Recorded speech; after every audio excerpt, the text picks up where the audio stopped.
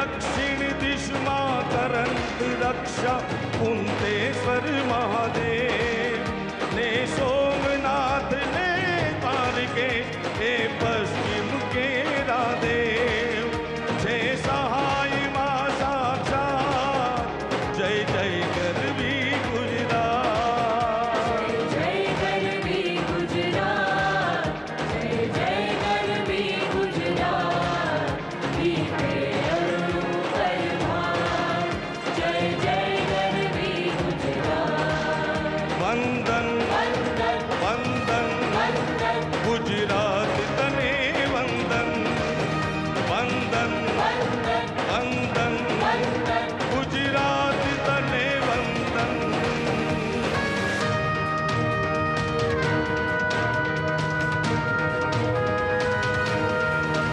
नदी कापी नर्मदा जोय महीने बीजी पण जोय वળી જોઈ સુભટના સુધ રમણ ને રત્નાકર સાગર પર્વત ઉપરથી વીર પૂર્વજો તે આશીષ જય કર સંપે સોએ સૌજા જય જય ગરવી ગુજરાત जय गरवी गुजरात जय जय गरवी गुजरात दीपे अरुणु परमार जय जय गरवी गुजरात વંદન वंदन વંદન वंदन ગુજરાત તને વંદન વંદન वंदन વંદન वंदन गुजरात तने वंदन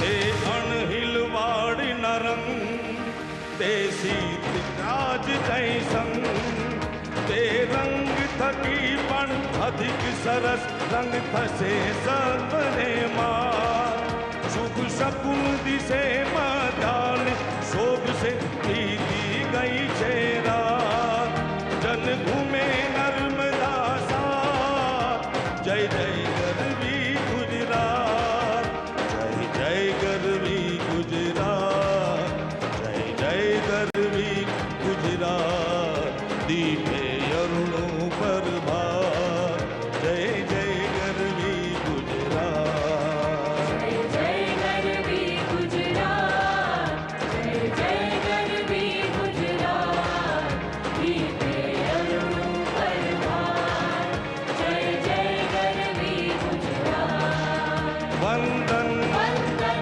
वंदन वंदन गुजरात तने वंदन वंदन वंदन वंदन वंदन गुजरात तने वंदन गुजरात तने वंदन गुजरात तने वंदन वंदन वंदन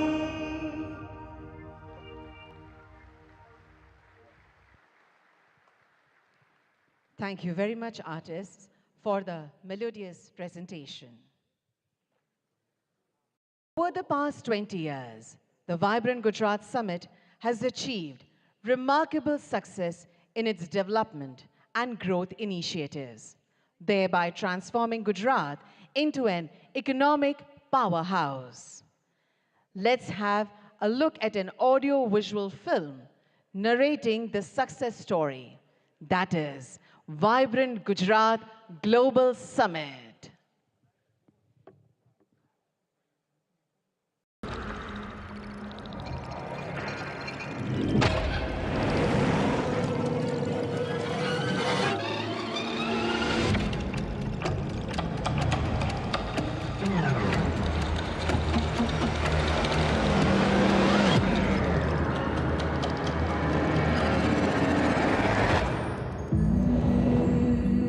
A land synonymous with prosperity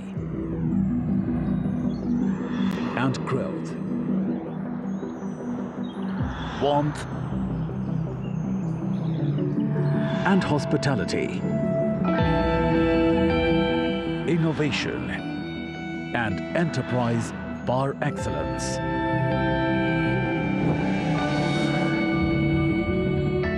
Whose people are committed to the realization of the infinite potential of humankind and wedded to the doctrine of Vasudhaiv Kutumbakam. One earth, one family, one future. A state blessed with the guidance of a visionary who is pioneering India's ascent as a Vishwamitra, a universal friend. Welcome to the 10th edition of Vibrant Gujarat Global Summit, distilled by 2 decades of exponential progress that catapulted the state as one of the world's most preferred investment destinations. Gujarat's GDP of $14 billion in 2002 grew to an estimated $282 billion in financial year 2022-23, nurtured by all-round excellence that catalyzed socio-economic growth with inclusivity and unbridled entrepreneurship, led India into Amrit Kaal.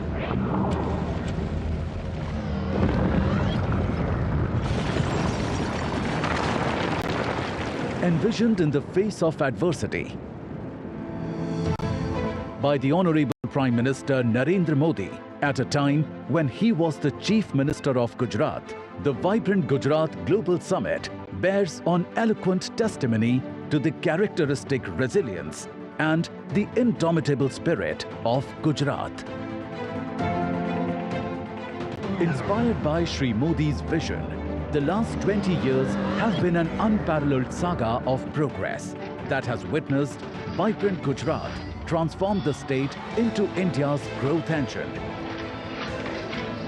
With unmatched state-of-the-art infrastructure, unsurpassed manufacturing prowess, and unparalleled growth.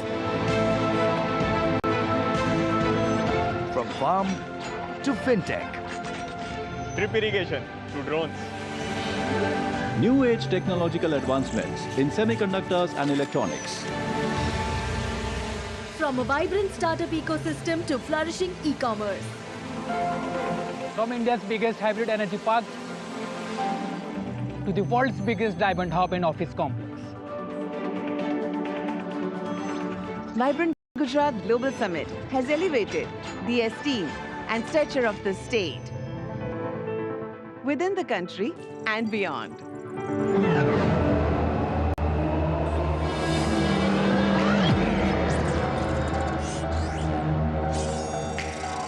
Gujarat is fully geared up to spearheading Industry 4.0, heralding the new industrial revolution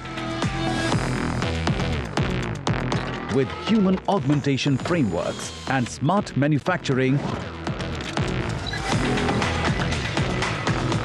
propelled with the PM Gati Shakti.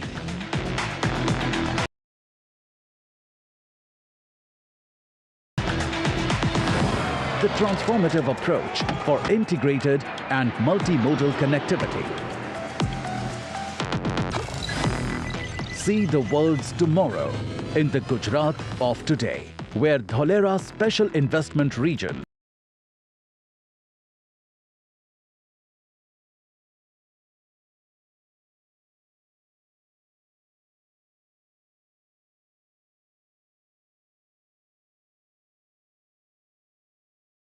a future-ready greenfield smart city lays the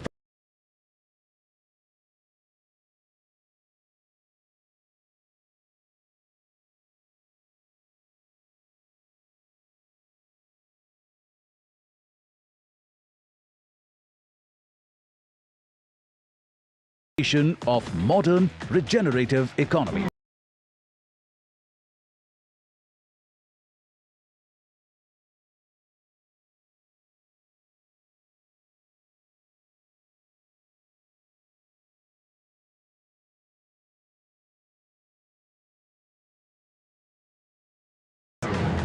India's first bullet train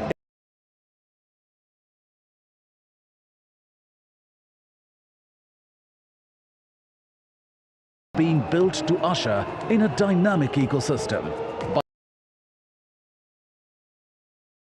fostering innovation and adaptability. Artificial intelligence, robotics and intelligent supply chain orchestration leverage symbiotic growth paradigm and a future-ready landscape with 80% of India's rooftop solar.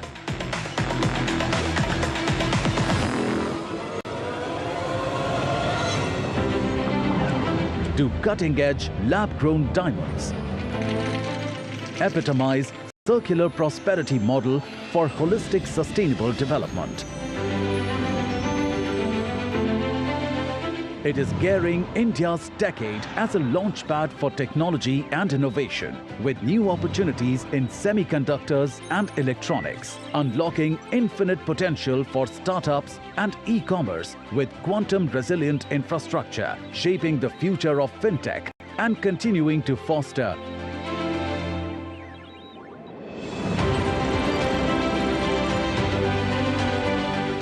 medium, small and micro enterprises with a special focus on enhancing ease of doing business, empowering of women entrepreneurs,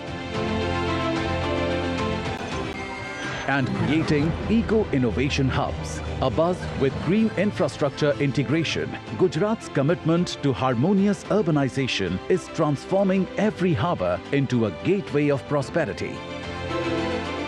It is transitioning to still greater heights in sustainability with vast spaces of renewable energy, an exciting hub for green energy including green hydrogen, electrolyzers, renewables and EV manufacturing. Gujarat strides forward towards mitigating carbon footprint as a beacon for clean solutions and net zero. पिछले 20 वर्षों से अगले 20 वर्ष ज्यादा महत्वपूर्ण है। जब vibrant Gujarat के 40 साल पूरे होंगे, यही समय है जब भारत को एक ऐसा रोड मैप बनाना होगा जो उसे 2047 तक एक विकसित और आत्मनिर्भर भारत, आत्मनिर्भर राष्ट्र के रूप में हम उसको दुनिया के सामने प्रस्थापित करें। मुझे विश्वास है आप सभी भी इसी दिशा में जरूर सोचेंगे, जरूर कदम उठाएंगे, जरूर आगे आएंगे। आज वाइब्रेंट गुजरात समिट विश्व के thought leaders, investors, policy makers के लिए नॉलेज शेयरिंग का ग्लोबल प्लेटफॉर्म बन गया है।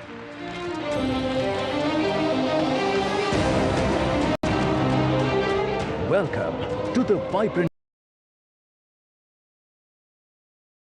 Gujarat Global Summit 2024.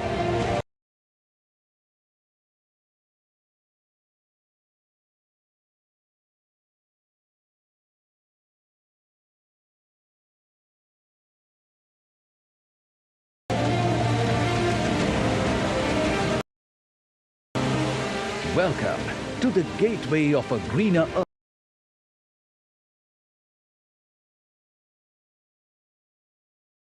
Richer life, smarter business.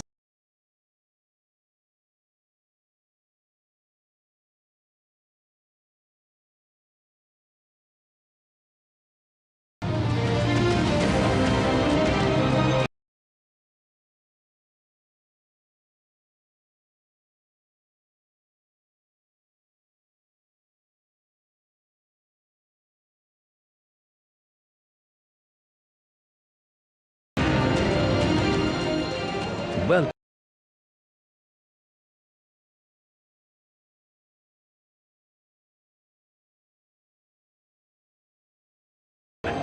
to Vibrant Gujarat 2024, the gateway to the future.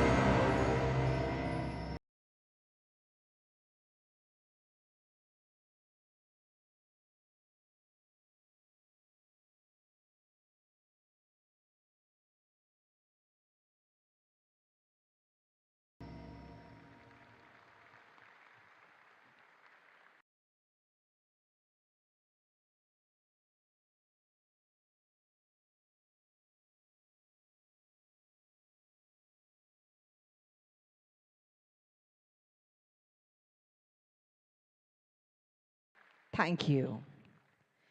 With the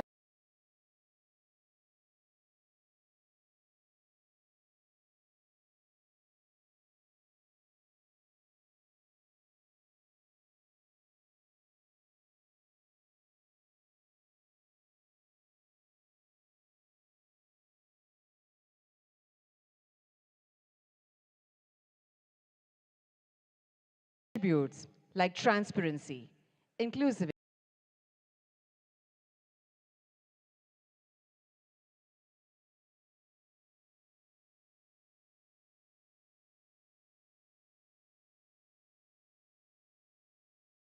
efficiency, empathy, and accountability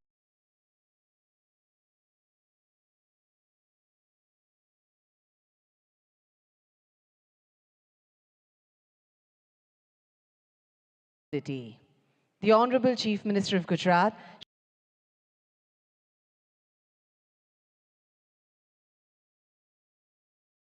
Shri Bhupendra Bhai Patel, has steered the state of Gujarat towards progress, ensuring equitable development in all the sectors. Under the prudent governance and pro-business policies of his government, Gujarat has made robust progress. We would like to welcome the Honorable Chief Minister of Gujarat, Shri Bhupendra Bhai Patel, for his address.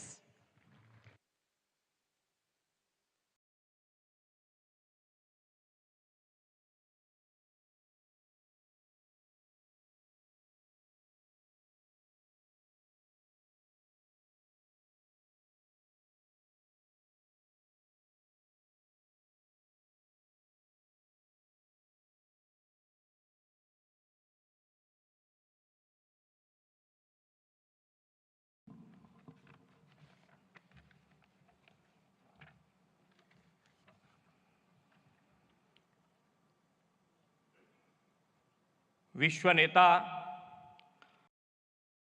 और भारत के यशस्वी वड़ा प्रधान तथा vibrant Gujarat global summit के प्रणेता आदरणीय श्री नरेंद्र मोदी जी,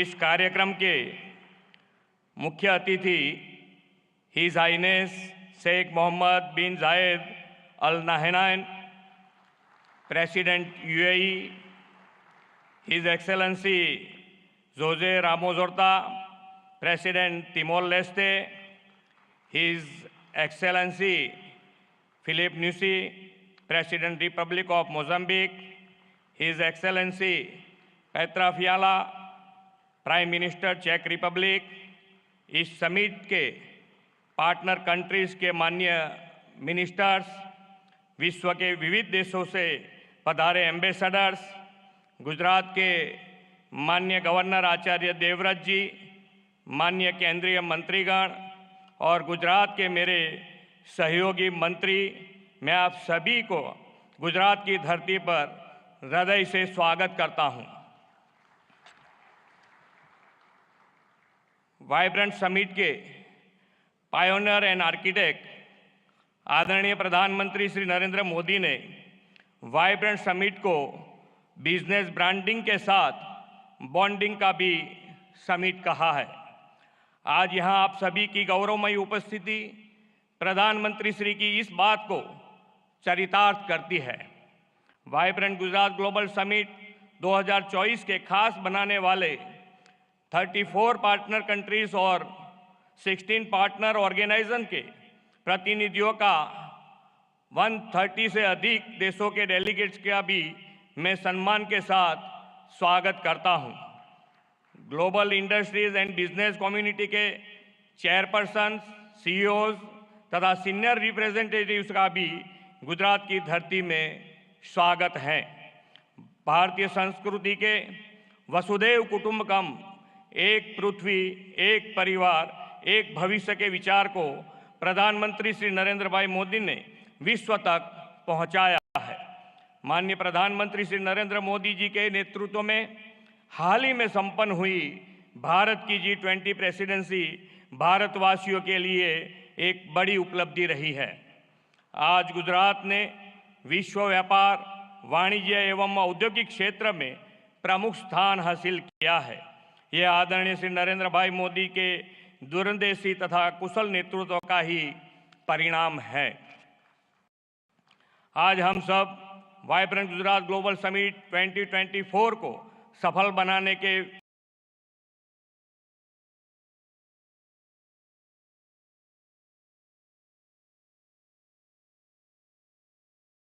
विश्वास के साथ यहाँ एकत्र हुए हैं। 21वीं सदी की शुरुआत में कई चुनौतियों से घिरे गुजरात को तत्कालीन मुख्यमंत्री श्री नरेंद्र भाई मोदी ने वाइब्रेंट समिट के माध्यम से आशा की नई किरण दिखाई थी। 2003 में वाइब्रेंट गुजरात जैसे ये विजनरी इवेंट का प्रारंभ करते हुए आदरणीय श्री नरेंद्र भाई ने कहा था, Gujarat can and Gujaratis will. आज यह समिट 2 दशक की असीम सफलता से पूरे विश्व के लिए नॉलेज शेयरिंग तथा नेटवर्किंग का सम्मानित मंच बन गया है। आज हम बड़े गौरव से कह सकते हैं कि आपकी प्रेरणा से ही Gujarat best destination for investment तथा देश के विकास का ग्रोथ इंजन बन गया है। आदरणीय नरेंद्र भाई जी हर वाइब्रेंट समिट में गुजरात के वर्ल्ड क्लास डेवलपमेंट का विजन और नई पहलों की परिकल्पना हमें दी है। आप ही के मार्गदर्शन और नेतृत्व में गुजरात ने इसे भली भांति साकार किया है। गुजरात आप ही के मार्गदर्शन में पॉलिसी ड्रिवन स्टेट बना है। हम हमारी पॉलिसी के प्रति कमिटेड हैं। हम हर commitment شخصيا عام 2003 وأصبحت منصة عالمية لتبادل الخبرات والمعلومات حول تطوير الاقتصاد والاستثمار. وأهنيكم دولة الرئيس بمناسبة مرور 20 عام على هذه الانطلاقة. سيدي، نحن سعداء جدا بالمشاركة مع أصدقائنا في الهند والعالم في هذه القمة لنبعث جميعا ما يسعد شعوبنا ويطور دولنا. كما أشكر المشاركين والمنظمين لهذه القمة، وأتمنى للجميع النجاح والتوفيق والخروج بنتائج تخدم التعاون والتنمية والازدهار للجميع. شكرا.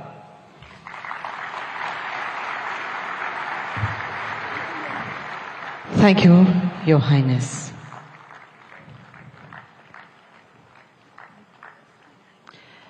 We profusely thank him for his words of appreciation.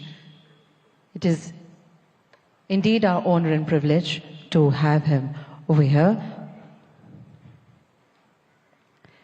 Our Honorable Prime Minister will see him off and will join us back in few moments.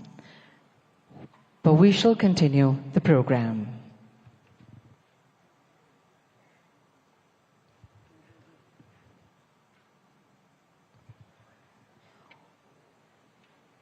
On this occasion, we have with us some eminent captains of industry. We would like to request them to address the gathering and share their insightful perspectives, enriching this prestigious summit with their profound knowledge and vision. We would like to invite Shri Lakshmi Mittal, Chairman, ArcelorMittal, for his address.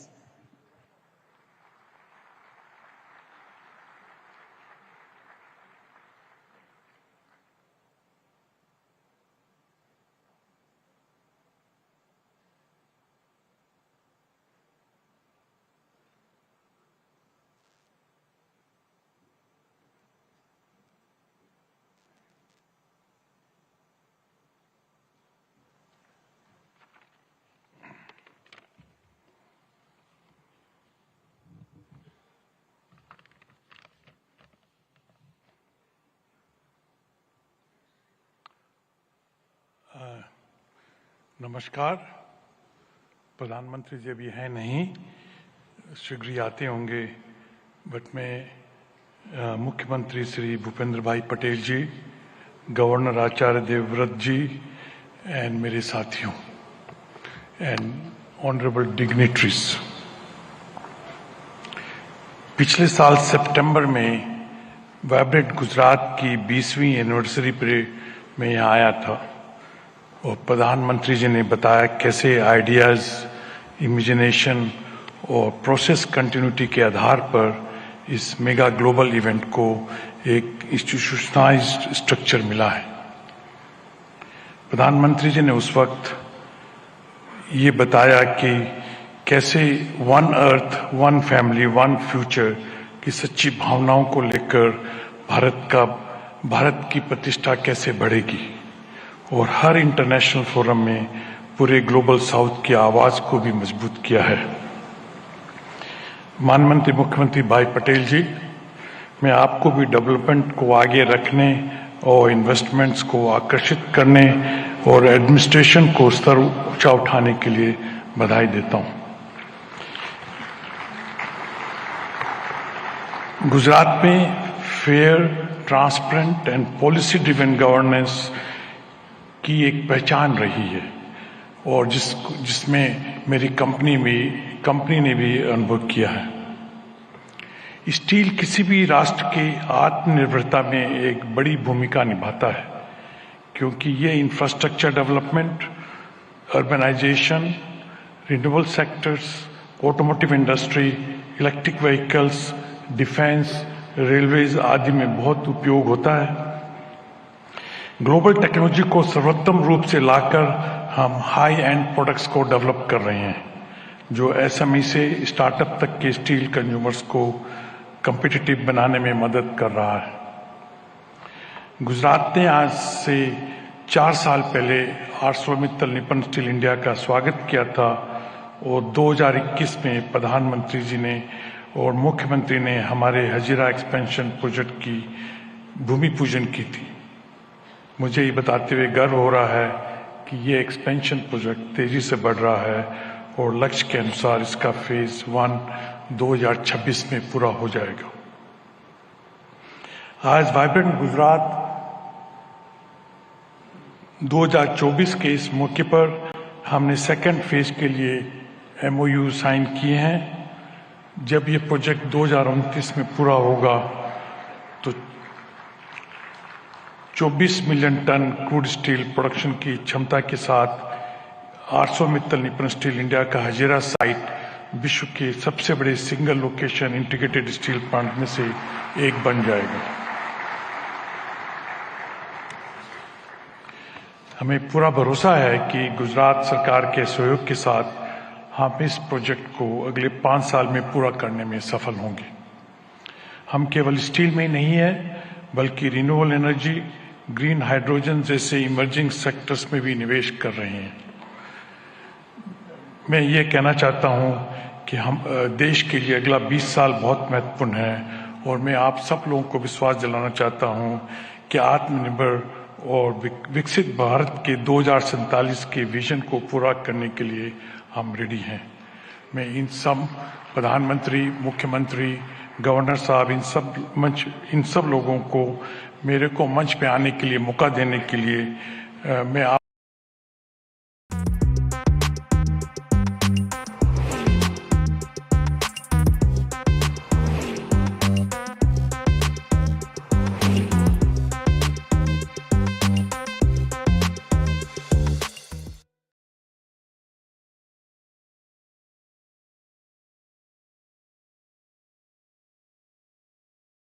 I suffered badly from excessive bloating. So much so that कि खाना खाते ही कपड़े यहाँ से tight हो जाते थे. I used to find it very difficult to breathe. Some of the signs which got me started about thinking that this is a bigger issue than I am assuming it to be. That's when I started thinking, how should we solve this? And I realized I suffer from something called gut dysbiosis, or simply put, bad gut health. I came across the good bug bye-bye bloat, and trust me, I'm testifying for it with all my honesty and my heart. I've been consuming this every day since the last 3 months, and I feel like a different person. I'm not the same anymore. I have at least lost 1.5 kilos of my water weight. I don't retain the same amount of water, and my bloating has completely settled. And I feel energetic, my performance has improved. Of course, you can see my skin is better, the color of my lips have changed, and trust me, this product has helped me feel liberated in many, many ways.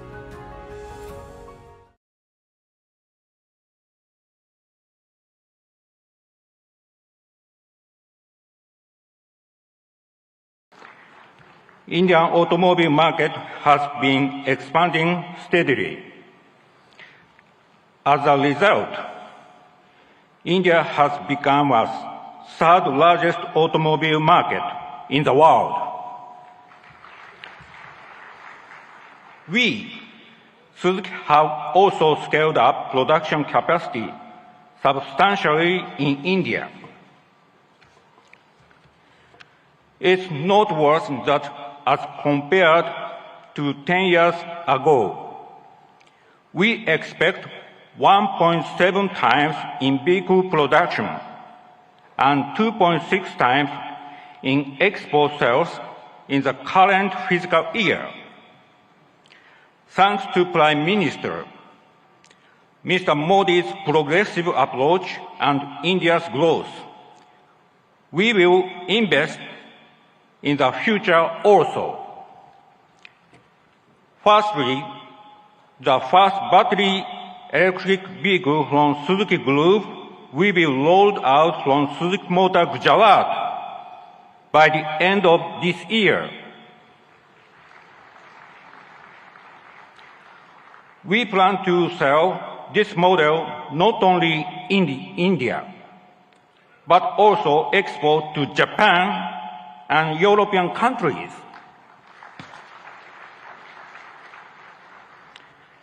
Secondly, to expand our VEV production in future, Suzuki Group will invest 3,200 crore rupees in Suzuki Motor Gujarat to add a new fourth production line, which can produce 2.5 lakh units per year. This will increase the annual production capacity of Suzuki Motor Gujarat from the current 7.5 lakh to 1 million units. Thirdly, we will invest 35,000 crore rupees for the construction of a second car plant in Gujarat, which would produce another 1 million units per year. As a result, the annual production capacity in Gujarat will be 2 million units, namely 1 million units at SMG and 1 million units at the second new plant. Finally, as far as reduction of greenhouse gas emission is concerned, our effort will be through a multi-pathway approach. That means, in addition to vehicle electrification, we will offer multiple options, such as compressed natural gas, biogas, bioethanol, and green hydrogen. Taking advantage of India's animal wealth, we will start production of biogas from cow dung.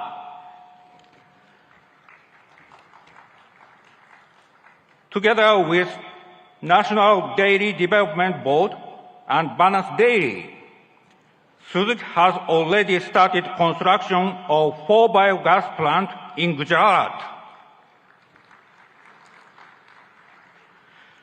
Suzuki Group will always work to provide a variety of sustainable customer-oriented mobility options. Thank you for your kind attention. Thank you very much, sir. We would like to invite Shri Mukesh Ambani, Chairman, Reliance Industries Limited.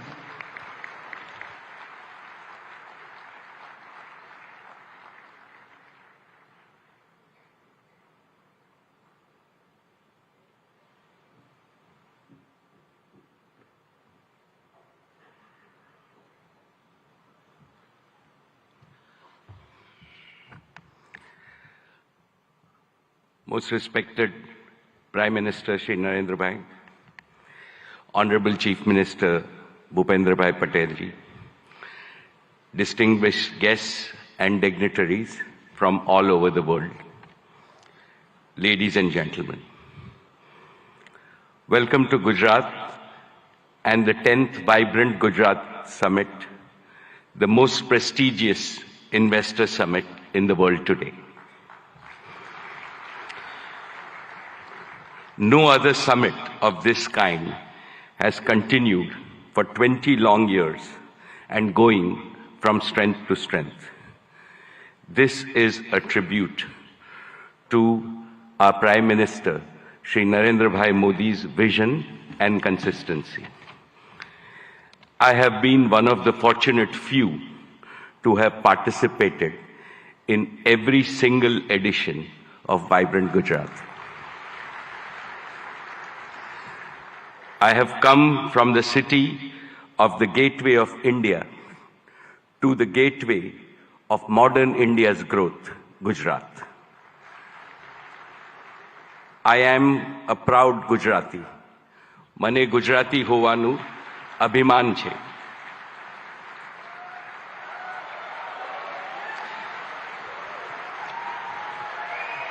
When foreigners think of New India, they think of a new Gujarat, Navu Gujarat. How did this transformation happen? Because of one leader, our beloved leader who has emerged as the greatest global leader of our times.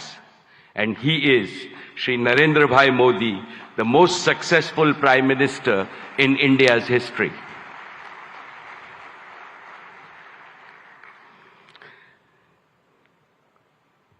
About Narendra Bhai, when you speak, the whole world not only listens but applauds you. My friends abroad ask me, what is the meaning of slogan that millions of Indians are chanting, that Modi hai to mumkin hai.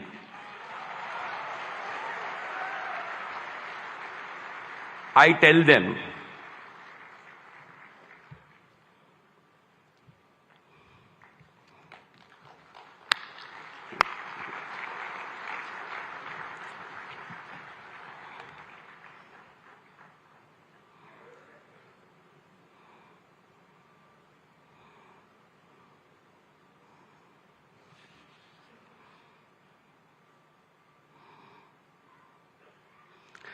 most respected Shri Narendra Bhai Modi ji, when you speak, the whole world not only listens but applauds you. My friends abroad ask me, what is the meaning of the slogan, millions of Indians are chanting, Modi hai to mumkin hai.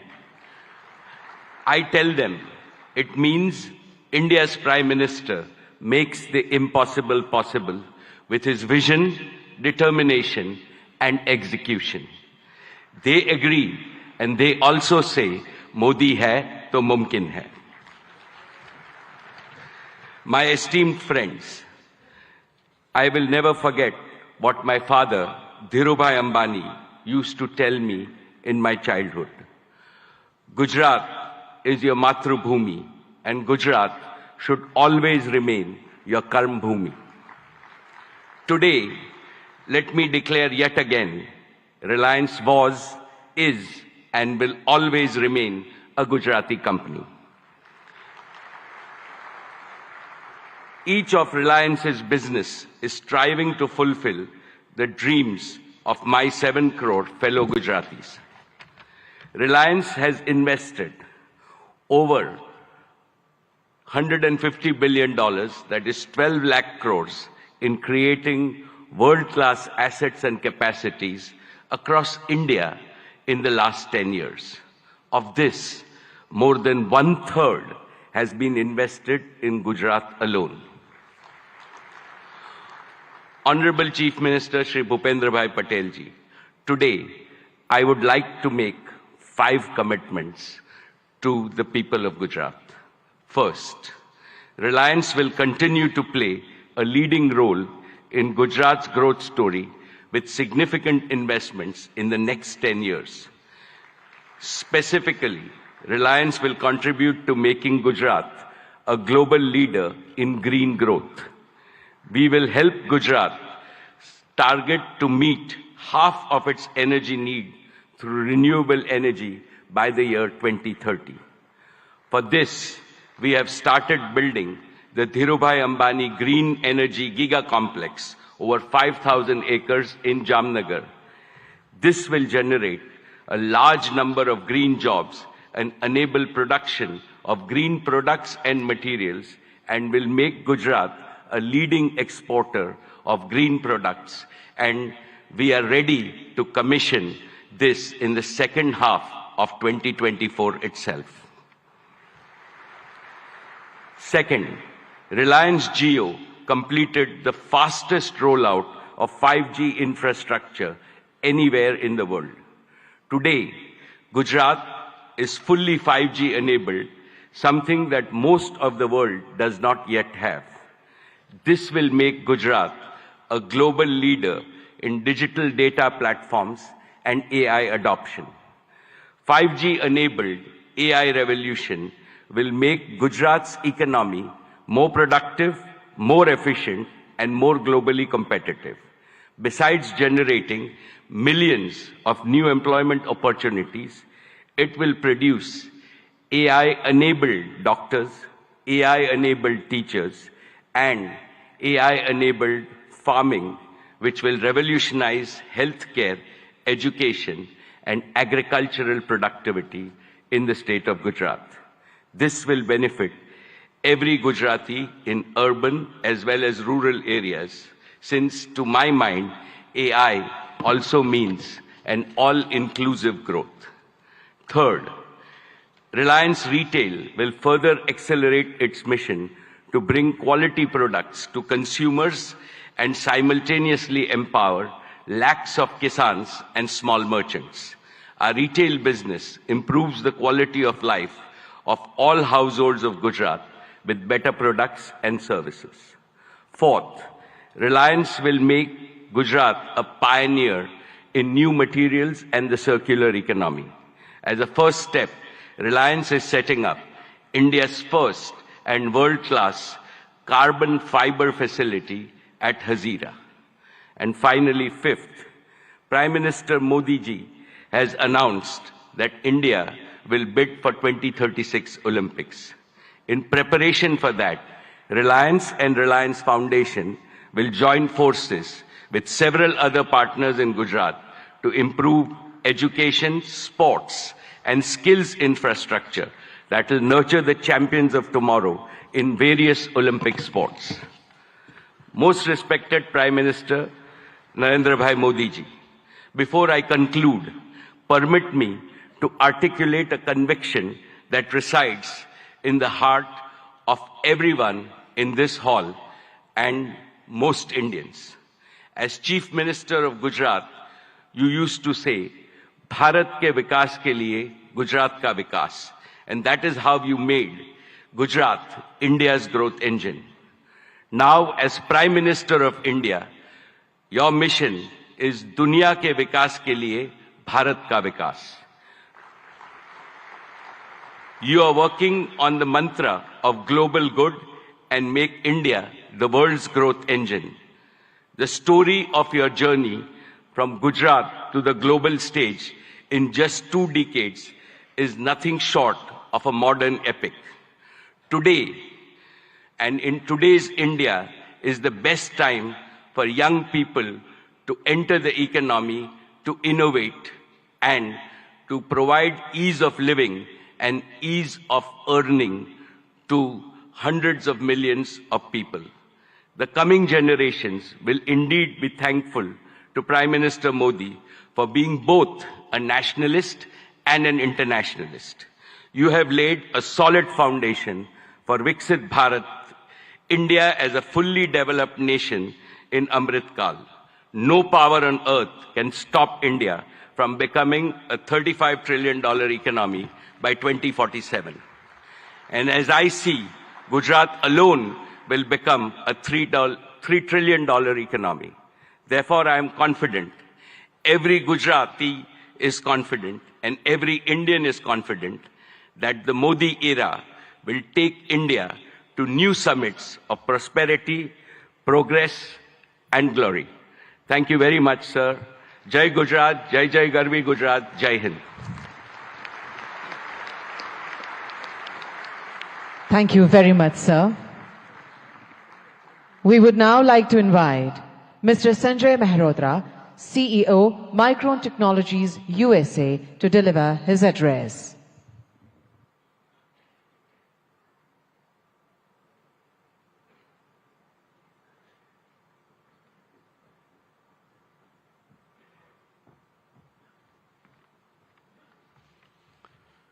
Namaste and good morning. I would like to open by thanking Prime Minister Modi ji. Your vision to make India a global hub for semiconductors will be a huge economic driver for India's future as India marches toward becoming the third largest global economy. I would also like to recognize the several industry leaders who are going to be speaking here today and have already spoken. It truly is an honor for me to share the stage with you to open this critical forum discussing opportunities for India to accelerate domestic manufacturing as India marches towards a very bright future. There is a tremendous opportunity ahead for India in semiconductors. Vibrant Gujarat will also address the visionary ideas that are critical for India's growth as a semiconductor power. Today, I'm proud to represent Micron. Micron is one of the world's largest semiconductor companies and the leader in memory and storage. Micron's innovations have been at the heart of all computing systems for more than 4 decades. Memory is a key enabler of AI, and Micron is a leading powerhouse in memory. I'm proud that in June we announced plans to build a world-class memory assembly and test facility right here in Gujarat, the first of its kind in India. I'm grateful to the Indian government and all the officials with the great support from Bhupendra Bhai ji and the central government and the state government, all that have been involved in making this investment possible. We have begun phased construction and proud to partner with Tata projects to build this world-class facility.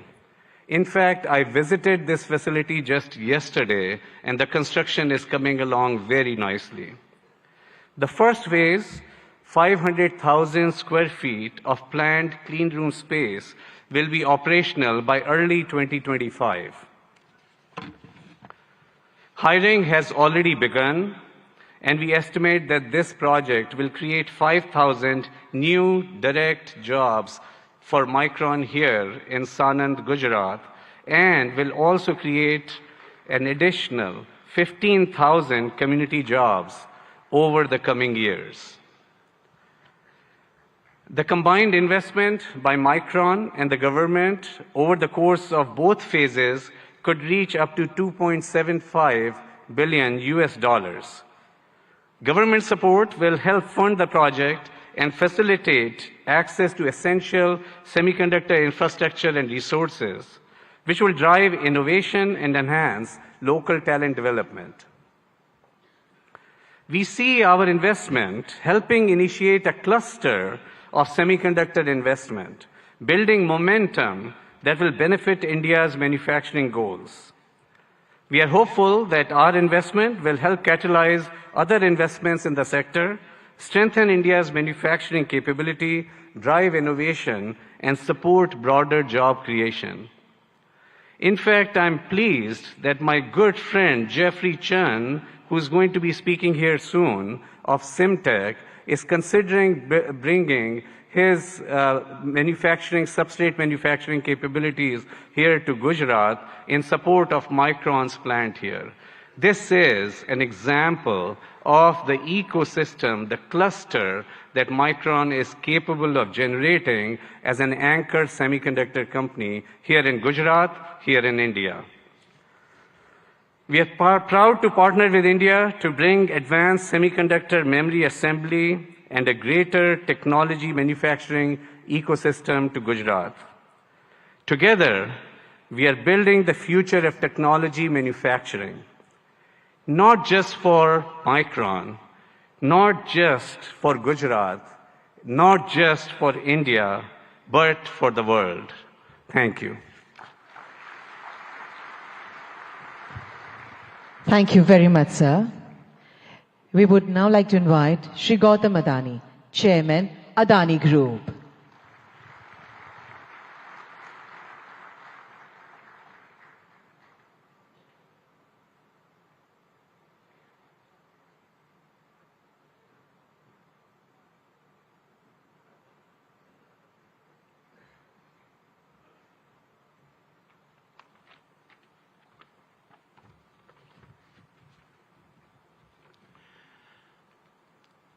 Honorable Prime Minister, Shri Narendra Modi, distinguished heads of government of our partner countries, His Excellency Governor of Gujarat, Honorable Chief Minister Shri Bhupendra Patel, distinguished ministers, captains of industries, and my dear friends. Good morning. It is a privilege to address the 10th Vibrant Gujarat Summit. I take immense pride in having been a part of every one of these summits. Honorable Prime Minister, Vibrant Gujarat is a stunning manifestation of your extraordinary vision. It has all your hallmark signatures, merging grand ambition, massive scale, meticulous governance, and a flawless executions. It ignited a nationwide movement as all our states march forward, competing and cooperating to fundamentally remodel India's industrial landscape. The statistics of the past decade are remarkable. Since 2014, India's GDP has grown by 185% and per capita income by a stunning 165%.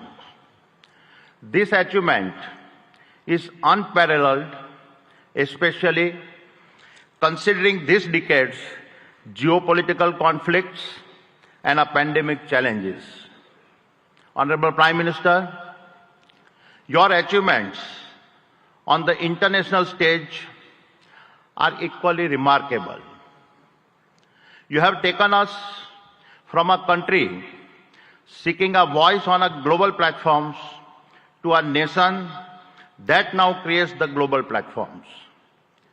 The Solar Alliance platform, an initiative you conceptualized, and your leadership at the G20 platform set a benchmark for a more inclusive world order. Adding the Global South to the G20 is a defining moment in our modern history. Honorable Prime Minister, you don't just predict the future, you shape it. You have reoriented India to become the world's fastest growing nation and position her as the global social champion driven by the two philosophies of Vasudev Kutumbakam and a Vishwa Guru. And the best is yet to come. With your foresight in harnessing India's youth to build a Viksit Bharat and make India a fully developed nation by 2047, you have ensured that the India of today is poised to shape the global future of tomorrow. Honorable Chief Minister, at the previous summit, I announced our investment of over rupees 55,000 crores by 2025. We have already surpassed rupees 50,000 crore across the various sectors I had promised, and have vastly exceeded our target of 25,000 direct and indirect jobs. Today, I commit to further investments. We are constructing the world's largest green energy park in Khavda district, Kutch, generating 30 gigawatt of our renewable energy over 725 square kilometers. Even visible is from space. We are expanding the green supply chain for an Atmanirbhar Bharat and creating the largest integrated renewable energy ecosystems. This includes solar panels, wind turbines, hydrogen electrolyzers, green ammonia, PVC, and expansion in copper and cement projects. Over the next 5 years, the Adani Group will invest over rupees 2 lakhs crore in Gujarat, thereby creating over 100,000 direct and indirect jobs. I am grateful for your support. It is my commitment that I will do my part to contribute to a Viksit Gujarat. Thank you. Jai Jai Garvi Gujarat. Jai Hind. Thank you very much, sir. We would now like to invite Mr. Jeffrey Chun, Global CEO, Simtech, South Korea.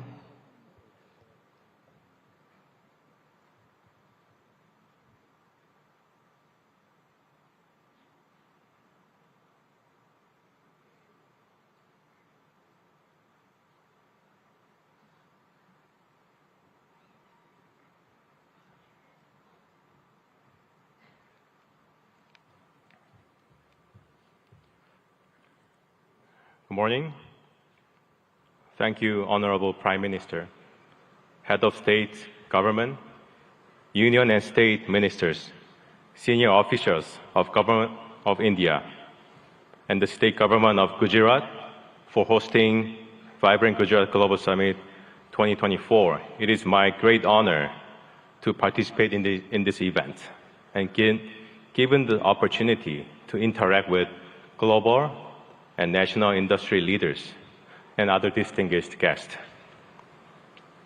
As a supply chain partner for the semiconductor assembly and test industry, we, Simtech, provide the best-in-class semiconductor packaging, IC substrates, and high-density interconnect printed circuit boards to our industry-leading customers. We are very excited to share our own angle to the India project as a co-location investment. Following our major customer, Micron's project in the state of Gujarat. I would like to emphasize that this is not our first time supporting our key customers' supply chain network with co-location investment. We have already done our project with Micron in China more than 10 years ago. We have recently executed another project in Malaysia together. Through these projects, we have proven to the market that co-location investment really boosted the growth of a semiconductor ecosystem in the region. and that it also helped our business to settle in the initial stage of the investment, which would not have been possible without the support of the next-door neighbor like Micron. Vibrant Gujarat Global Summit 2024 showcases the global movement of creating a new supply chain network in a fast-growing nation like India. And Simtech, as a company from Korea, is very proud to be part of this movement to achieve a new milestone, making a prosperous Gujarat for self-reliant India supply chain. We are now preparing for another round of co-location investment in India, following Micron's investment plan in Gujarat state. And I'm very pleased to share the progress with the audience today that with the support from the central and state government, we are ready to make an investment, a significant investment in India and create thousands of job opportunities for high-skilled talents in the state of Gujarat together with Micron. And most of all, elevating the India's PCB and IC packaging substrate industry to another level to make India's presence in the semiconductor supply chain network much stronger. We really look forward to further supporting our customers' supply chain, both in India and globally. And we will further enable India's domestic players to be part of the global supply chain ecosystem. Thank you very much. Thank you very much, sir. We now invite Shri N. Chandrasekharan, Chairman, Tata Sons Limited, for his address.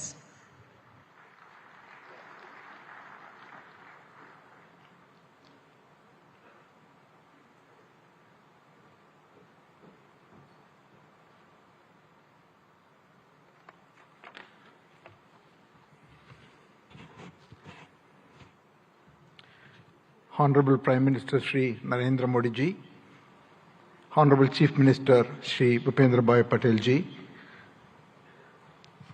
Governor of Gujarat, distinguished heads of states, ministers, ladies and gentlemen. It's truly a great privilege and honor to attend and share a few thoughts on the 10th edition of Vibrant Gujarat Global Summit. The steady and spectacular progress of Gujarat consistently over such a long period of time clearly demonstrates the visionary leadership and the mindset of our Honorable Prime Minister Narendra Modi ji. Thank you, sir, for your leadership to Gujarat and to the whole country and to all of us. The impact of economic development has also resulted in tremendous social development. Gujarat clearly has established itself as the gateway to the future. For the Tata Group, Gujarat is a very special place. The Tata Group's origins started in Navsari, the birthplace of our founder Jamshedji Tata. The Tata Group started its presence here in 1939 with Tata Chemicals, 85 years ago. Today, 21 of our Tata Group companies have a very strong presence, from Tata Power, Tata Motors, Tata Consultancy, our defense company Advanced Systems, Hotel, Tata Steel, and all our retail companies, and Air India, and many other companies. The group employs over 50,000 people in the state of Gujarat. Recently, we have made significant commitments to expand our presence in the state of Gujarat. Sanand is becoming home for all our electric vehicles technology. We expanded the footprint in Sanand with additional capacity so that we can meet the growing demands of the electric vehicles. We concluded and are about to launch the building of a huge gigafactory for 20 gigawatts of lithium-ion batteries in Sanand. The project should start construction in the next couple of months. Then we also are building the C-295 defense aircrafts, initially in Vadodara and then in Dholera, and that work is going on full swing. The Tata Group has also made a commitment and is on the verge of concluding and announcing a huge semiconductor fab in Dholera. And we are about to complete these negotiations and start in 2024. In addition to that, the Tata Group is also building, in partnership with the Government of India and Gujarat government, an Indian Institute of Skills Institute, which will be constructed over 3.2 lakh square feet and should be fully operational and will train more than 25,000 professionals every year, primarily in advanced manufacturing, electric vehicles, advanced electronics, and then hospitality. And the project's first phase will be launched in March 2024. In all, we see Gujarat as a very, very important destination, not only for business growth, but for the future advanced technology industries that India is looking to grow at. With all this, Gujarat is one of the most important destinations for the Tata Group, and we hope to play a very important role in the future of the economic development of this state. Thank you once again, Honorable Chief Minister, for inviting me, and thank you, Prime Minister, for your leadership. Thank you very much, sir. We now invite Mr. Sultan Ahmed bin Sulayem, Chairman, DP World, UAE, for his address.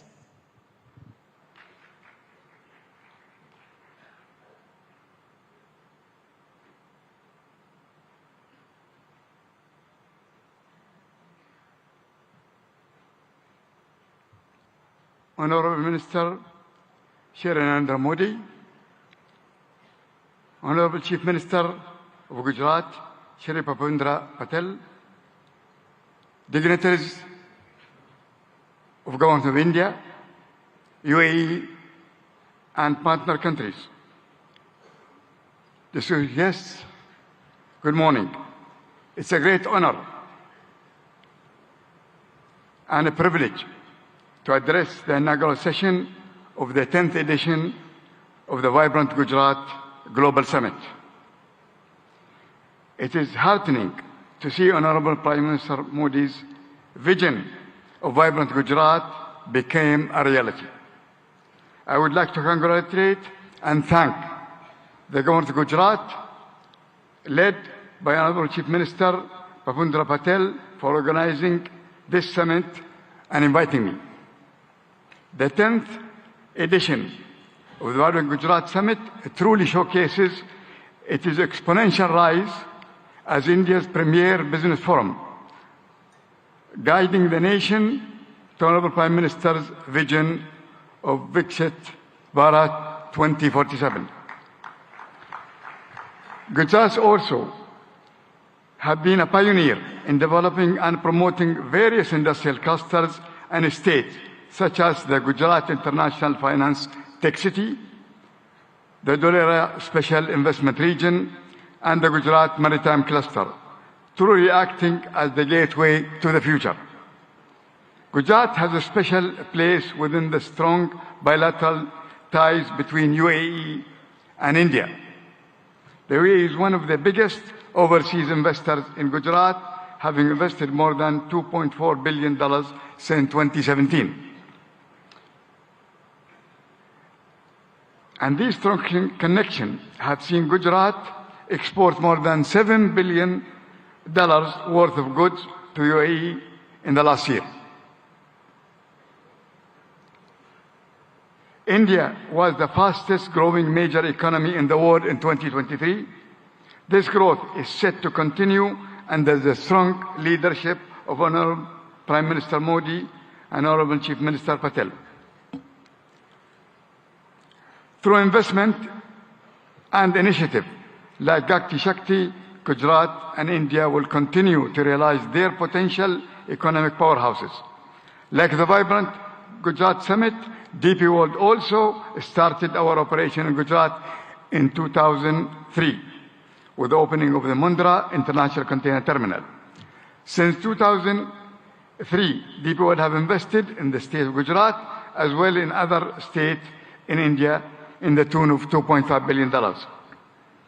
To develop multimodal logistics, ecosystem connection ports to free trade zone, container freight station, inland rail terminal, contract logistic, cold chain, and express cargo services. DP World is planning in the next 3 years to invest, in addition to that, $3 billion. We will continue to support Gujarat economy by building state-of-the-art container terminal at Kandla with a capacity of 2 million containers.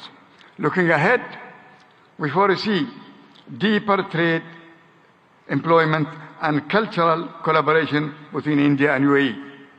DP World has signed strategic memorandum of understanding with the government of Gujarat on the sideline of the summit, which reiterates our commitment to the state of Gujarat and India. We are proud to partner with the government for the development of India's logistics sector, and we will continue to support the manufacturing industries of Gujarat and the rest of India to make India goods globally competitive and accessible. I am grateful to the government of Gujarat and to the organizer for inviting me to this summit, and I am certain that the 10th edition of Vibrant Gujarat will set new benchmarks for success for years to come. Thank you very much. Thank you very much, sir. We now invite Mr. Shankar Trivedi, Senior Vice President, Nvidia Global Field Operations, for his address.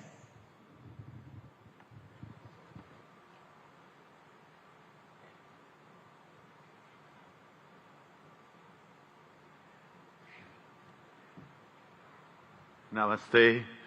Good morning, Honorable Prime Minister Narendra Bhai Modi ji, Honorable Chief Minister Bhupendra Bhai Patel ji, distinguished heads of state and leaders of government, and captains of industry, ladies and gentlemen, ane bhaiyo ane behno. It's such a pleasure and honor to be part of so many giant captains of industry here as a humble Ahmedabadi boy who started many years ago, went to IIT Delhi, and now I have the privilege of representing Nvidia at this summit.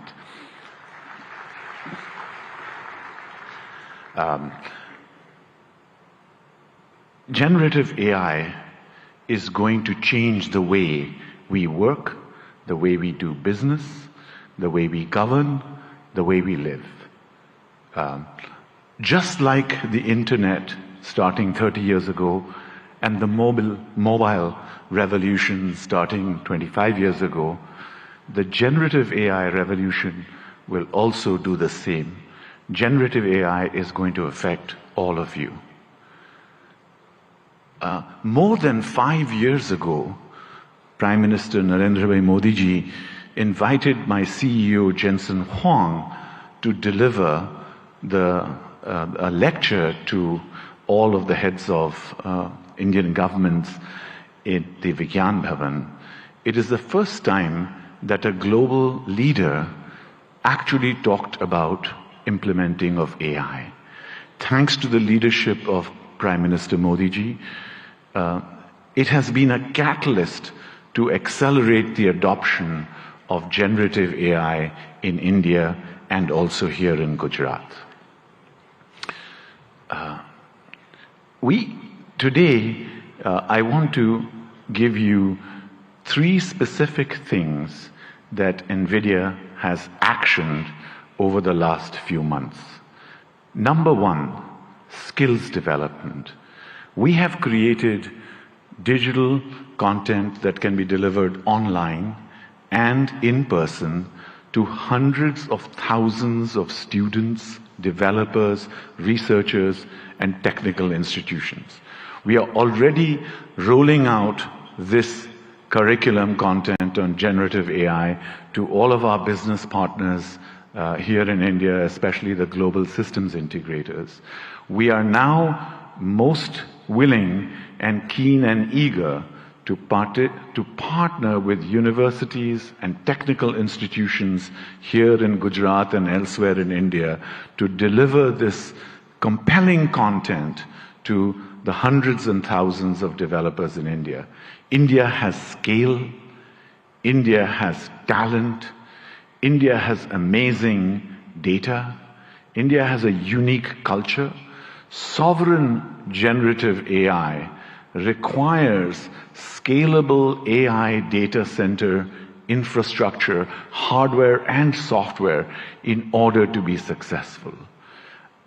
So secondly, I'm delighted to tell you that we are partnering with all of India's leading business groups, the Tatas, Reliance Group, and many others, to set up state-of-the-art AI data center facilities and provision them here in India.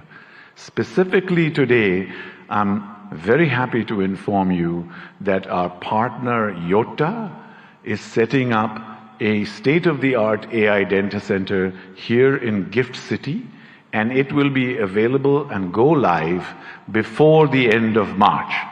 Thank you, sir. And thirdly, we are very strong supporters of Make in India. Make in India for India and Make in India for the world. Our partners such as NetWeb and others, Eviden, Atos, are actually already making state-of-the-art AI hardware for consumption here in India and elsewhere in the world. And we are working strongly with partners both in the upstream semiconductor and ecosystems such as Sanjay and his company at Micron and other semiconductor ecosystem partners, as well as downstream partners such as our system OEMs, our ODMs, our contract manufacturers, and other data center providers to establish a very strong AI electronics ecosystem in India, which can service not just here in India and Gujarat, but also the global economy. Thank you again, sir, and it's a pleasure and privilege to be here. Jai Hind, Jai Garvi Gujarat, and of course, God bless America too. Thank you. Thank you very much, sir. We now invite Mr. Nikhil Kamath, co-founder and CFO, Zerodha.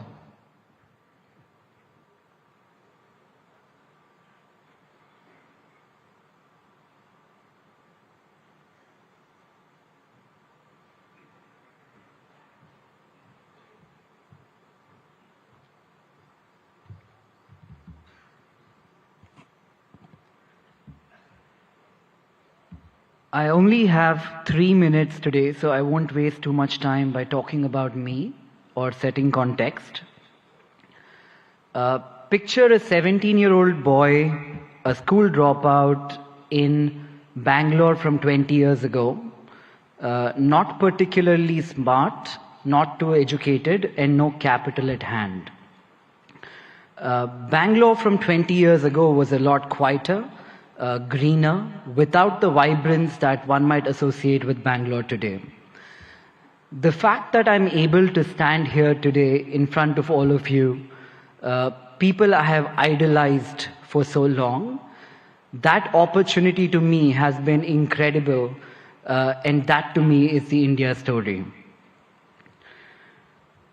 I often hear people talking about what India could be 10 years from now, what needs to change, or the fact that we will arrive in 10 years, in 5 years, or a certain period of time from today.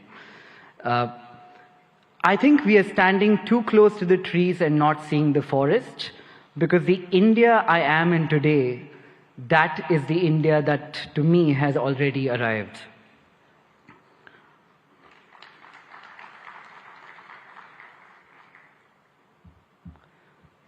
The opportunities the country threw to a 17-year-old boy, again with no education, no capital, or exceptionally smart, this, in my view, has not happened forever.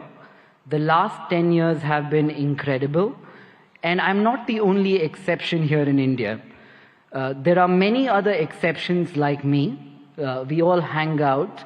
We call this the startup ecosystem of India.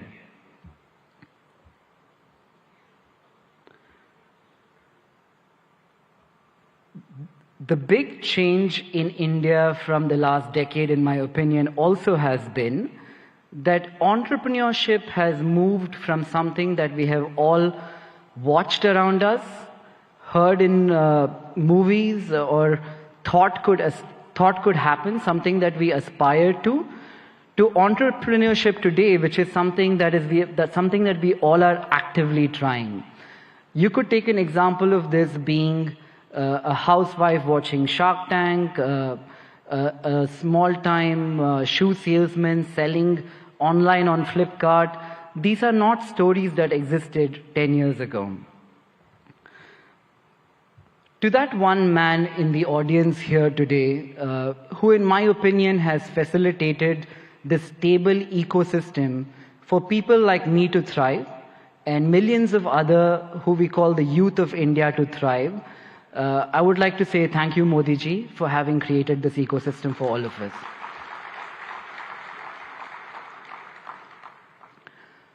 Growing up, I used to talk to people, that one relative in my family who went abroad, studied and did very well. Traveling to the West seemed to be the best thing that could happen to anybody. Today, when I talk to Indians in the West who have done very well, the only thing I hear from them, it's a very young word, I call it FOMO, the fear of missing out. They're talking about India as the story that they fear missing out today. That change which has happened in the last 10 years is so evident to see that it makes me feel proud, it makes me feel like I'm in the right place at the right time, and that place today is India.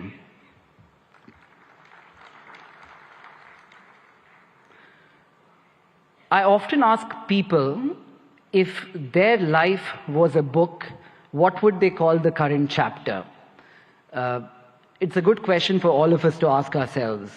When I look at India and I ask myself, what would be this chapter in the book of India, the first word that came up in my mind was arrived. And finally, as I stand here in a room full of politicians, diplomats, dignitaries, mentors, I don't look upon this ecosystem as potential, as the way I'm looking at this today is we're all potential partners in a story that could change the global economic landscape today, and that story is India. And to all the foreign investors here, India is seemingly looking like the coolest party in town. I think what you need to be aware of is if you arrive too late, you might not get in.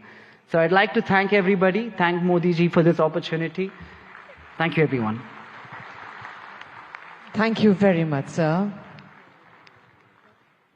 Today we have with us dignitaries from a number of countries.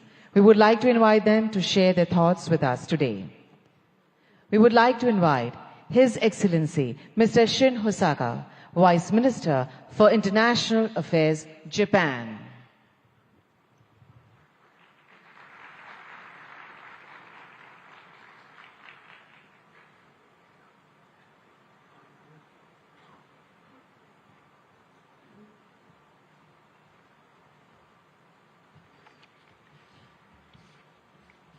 Namaskar. Good morning. Honorable Prime Minister Narendra Modi, Honorable Chief Minister of Gujarat, Bhupendra Patel, distinguished guests, all the delegates in attendance, my name is Shin Hosaka, Vice Minister for International Affairs of the Ministry of Economy, Trade and Industry of Japan, or METI for short. First of all, on behalf of the Japanese government, I'd like to express our gratitude to Prime Minister Modi for the letter to our Prime Minister Kishida expressing his condolences regarding the large earthquake January 1st in the Noto region in Japan. Thank you very much. Well, thank you for graciously inviting me to Vibrant Gujarat 2024.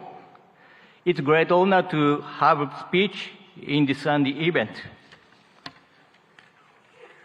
With the world facing multiple crises that include natural disasters, climate change, and geopolitical tensions, from international cooperation for addressing challenges on a global scale is taking on greater importance.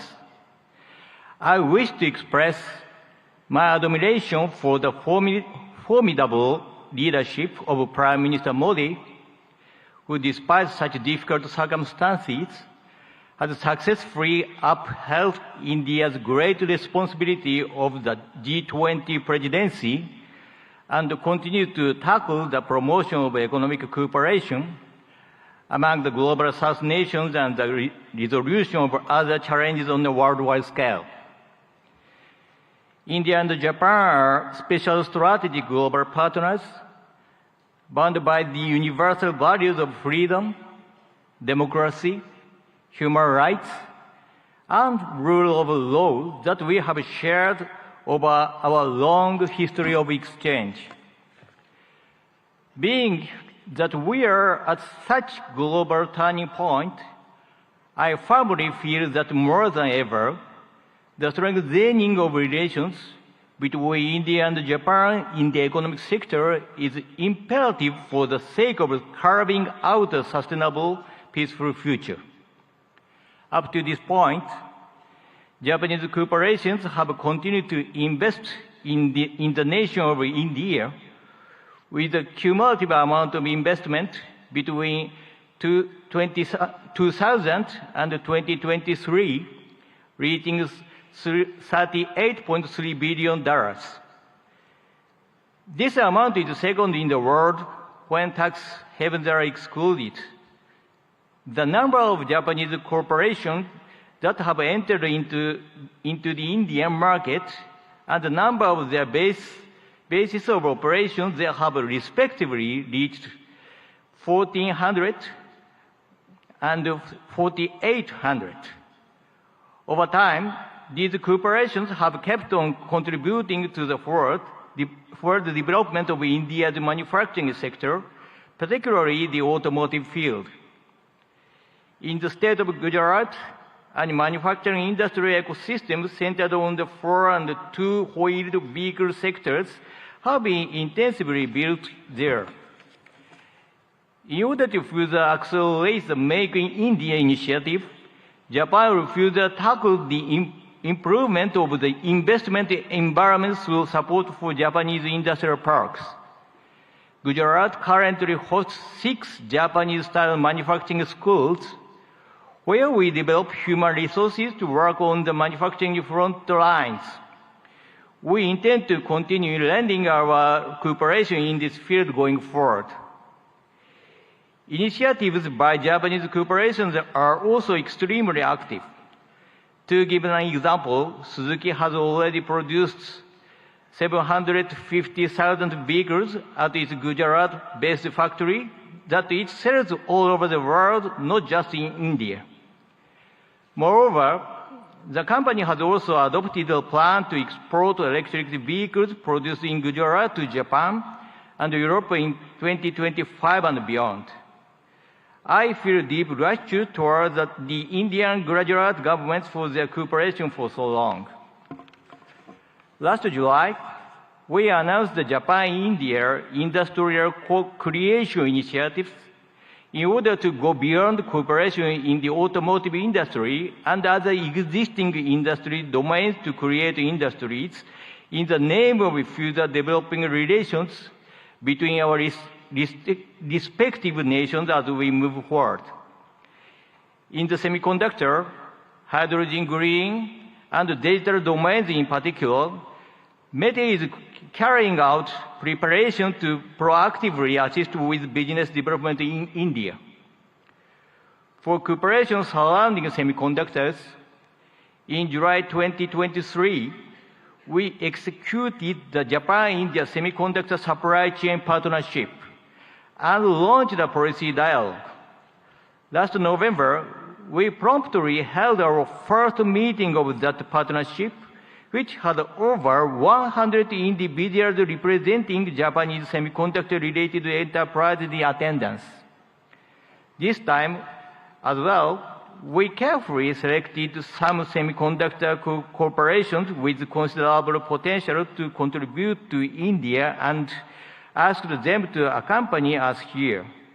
We hope to go beyond contribution to the establishment of semiconductor ecosystem in India in the form of developing semiconductor manufacturing environment, improving the logistic environment, and developing semiconductor human capital.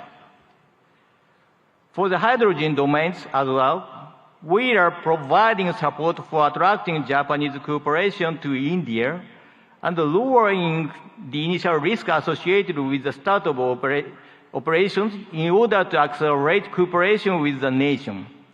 In fact, world-leading equipment such as water electricity systems and ammonia mixed combustion burners is in the process of being introduced in India. In addition, METE will enact budgetary measures of $200 million for the purpose of accelerating economic cooperation with India. Our hope is to develop concrete projects through these funds towards the future. The concept of Vibrant Gujarat 2024 is gateway to the future. Let Japan, with its accumulation of technology, and India, whose growth is just beginning, join hands in driving forward international society and carving out the future of the world. I will close my speech with the pledge of cooperation as a representative of Japan, India's best friend. Thank you for being such an attentive audience. Thank you very much. Thank you very much, sir. We now invite His Excellency Mr. Ibrahim Yusuf Al Mubarak, Assistant Minister of Investment, Kingdom of Saudi Arabia, for his address.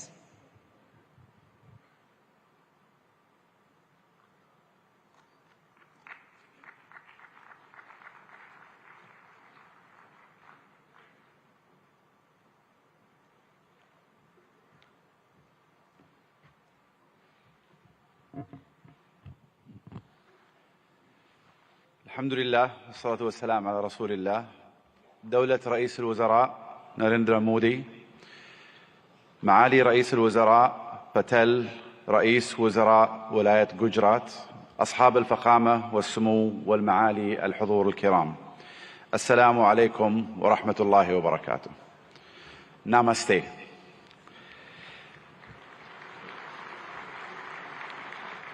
يشرفني الانضمام إليكم هنا في ولاية جوجرات، والتي تجمع اليوم قادة حكومات وقطاع الأعمال والاستثمار من جميع أنحاء العالم، وأنقل لكم تحيات مولاي خادم الحرمين الشريفين الملك سلمان بن عبد العزيز آل سعود، وسمو سيدي ولي العهد ورئيس مجلس الوزراء الأمير محمد بن سلمان إلى حكومة الهند بقيادة دولة الرئيس مودي، لاستضافتها لهذه النسخة 10 من قمة جوجرات العالمية النابضة بالحياة. اسمحوا لنا بداية أن نشيد برحلة الهند الاقتصادية المبهرة، والتي وصلت بالهند إلى المرتبة 5 على مستوى العالم من حيث الاقتصاد والاستثمار الأجنبي المباشر. كما نهنئكم على رئاستكم الناجحة لمجموعة ال20 كصوت للاقتصادات الناشئة، وهو مما يهمنا بالتأكيد كعضو في مجموعة ال20، إضافة إلى أننا نفخر بانضمامنا إلى البريكس في هذا العام. منذ أن انطلقت رؤية المملكة 2030 قبل ما يقارب 8 سنوات، ارتفع ناتجنا المحلي بنسبة 66%، وتضاعف استثمارنا الأجنبي المباشر 4 مرات، ونحن على بعد نقطة واحدة فقط من هدفنا المتمثل أن تصبح المملكة العربية السعودية أحد أكبر 15 اقتصادا في العالم بنهاية هذا العقد بإذن الله. إن مكانة المملكة كشريك استثماري في البنى التحتية التقليدية والطاقة في القرن العشرين تتجاوز ذلك، لتشمل القطاعات الصناعية والخدمية في القرن الحادي والعشرين، مثل السياحة والثقافة والنقل والطاقة المتجددة وتقنية المعلومات والاتصالات والمدن والمصانع الذكية، بالإضافة إلى البناء والنفط والغاز. إضافة إلى أن أصول صندوق الاستثمارات العامة السعودي تجاوزت 700 مليار ريال، كما يحتل سوق الأسهم في المملكة المرتبة التاسعة عالميا، بعد أن صعد من المرتبة 25 في عام 2016، وقد بلغت الشركات المدرجة في السوق السعودي أكثر من 200 شركة، ويشاركنا اليوم مجموعة من هذه الشركات. إن مشاريع المملكة تعد فريدة من نوعها من حيث النطاق والطموح، لأنها تمثل بعضا من أكبر المشاريع المستقلة على مستوى العالم، وتوفر للمستثمرين فرصة استثنائية لإعادة تعريف الصناعات والحصول على حصة في السوق، ومنها نيوم، مشروع البحر الأحمر، القدية والعلا، ومشروع بوابة الدرعية وغيرها من المشاريع. وخلال هذه القمة ستتاح لكم الفرصة لمعرفة المزيد مباشرة من الأشخاص الذين صمموا هذه المشاريع وقادوها منذ البدايات. أصحاب الفخامة والسمو والمعالي الحضور الكريم، إن المملكة العربية السعودية لا تشترك مع الهند في المصالح الاستراتيجية فحسب، بل تشتركان أيضا في طموحات مماثلة تشمل التحول الرقمي والابتكار والدفاع والفضاء. كما تفخر المملكة بكونها جزءا من الاتفاقية التاريخية والتي تم الإعلان عنها على هامش قمة مجموعة ال20 المثمرة التي عقدتها الهند في سبتمبر الماضي، وهي اتفاقية إنشاء ممر اقتصادي يربط الهند والشرق الأوسط وأوروبا بالسكك الحديدية وخطوط الموانئ وخطوط الأنابيب، كذلك مثل كابلات البيانات والهيدروجين والكهرباء، مما سيعزز بإذن الله سلاسل الإمداد والتوريد في جميع أنحاء العالم، مع خلق فرص استثمارية غير مسبوقة في المملكة والهند والدول الشريكة الأخرى. في الختام أشكر مضيفين الكرام جميعا على استضافتنا، ونسأل الله لهذه القمة التوفيق والنجاح، وأشكركم جميعا على اهتمامكم وحسن الاستماع. شكرا جزيلا، والسلام عليكم ورحمة الله وبركاته. Thank you very much, sir. We now invite Lord Tariq Ahmed, Minister of State, Middle East, North Africa, South Asia, United Nations and the Commonwealth, UK, for his address.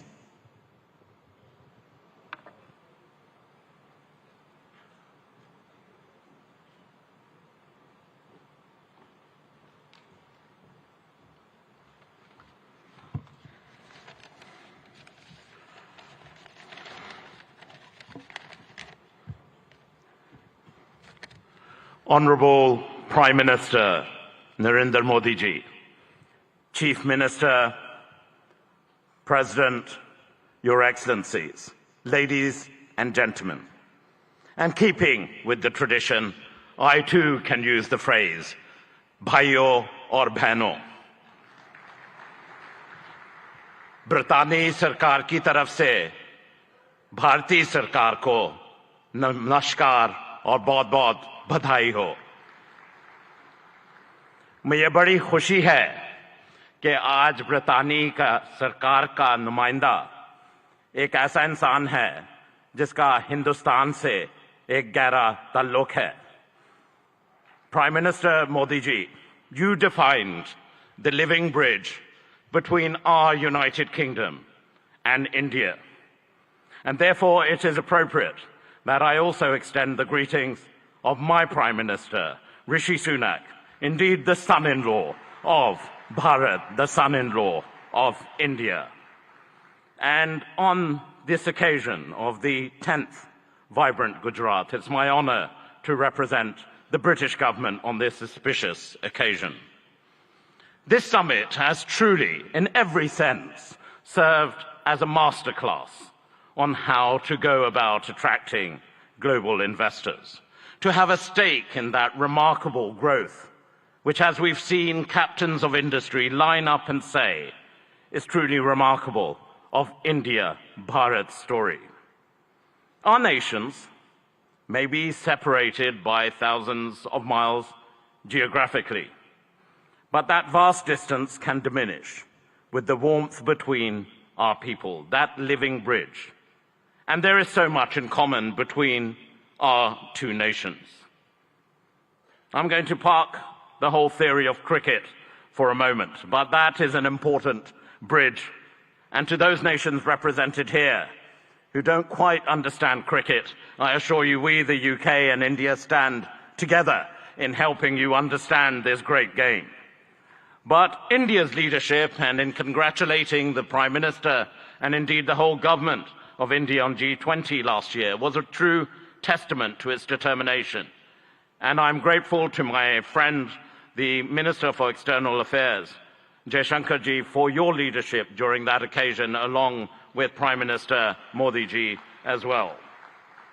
And I'm really confident, Prime Minister, that this living bridge of people and ideas and innovation will truly make our partnership a potent combination for the years ahead. And I just want to reflect briefly on the why this is. India is the second largest investor in the United Kingdom. More than 900 Indian businesses operate in the United Kingdom. Indian FDI in the UK is growing faster than any other country. And for our part, the United Kingdom has a unique mix of world-class expertise and indeed talent. Total trade in goods between our two nations stands at over £38 billion. That's close to $50 billion. And that's increased in the last year alone by 24%. And that demonstrates the real strength between the two nations. The United Kingdom is the most globally connected economy in the G20, ranked second globally for soft power, and the first in the G7 for international research, collaboration and impact. And I know those are important sectors right here in Gujarat and for India as well. And we've heard already a great deal about green finance. London is also number one globally for green finance. And that's why we are truly ambitious. We are excited by the potential of our partnership with India and in particular with the state of Gujarat.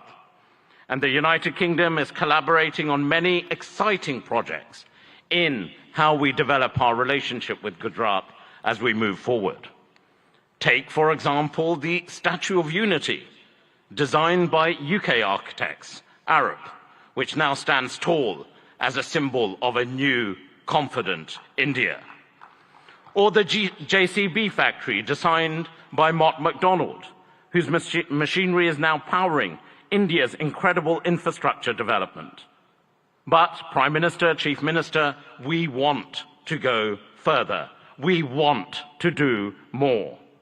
And of course, we understand the power of education, and we're proud of the strong association between India and the United Kingdom when it comes to our education sectors as well. When you power someone, an individual, no matter where in the world, through education, you empower them, their families, their communities, indeed their nations. And I know, Prime Minister, Modi ji, what a priority this is for you.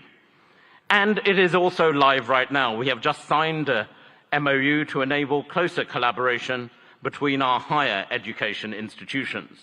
We want to go further in the areas of the creative economy, nurturing artists and boosting cultural exchange. Be in no doubt, business links will continue to grow, creating jobs and prosperity, whether it's from here in Ahmedabad to Aberdeen in Scotland in the United Kingdom. Our old friendship is blossoming into a new partnership. Bharat और ब्रितानी एक बहुत गहरी दोस्ती है, एक जिंदा संबंध है. It is a true friendship, a lasting friendship, a deep friendship, and a binding friendship and partnership for today and the future. हमारी तरफ से आपको चीफ मिनिस्टर साहिब, गुजरात इस मौके पे आपका हम बहुत धन्यवाद करते हैं. Thank you so much. बहुत बहुत धन्यवाद. Namaskar. Thank you very much, sir. We now invite His Excellency Mr. Vahan Karobian, Minister of Economy, Armenia.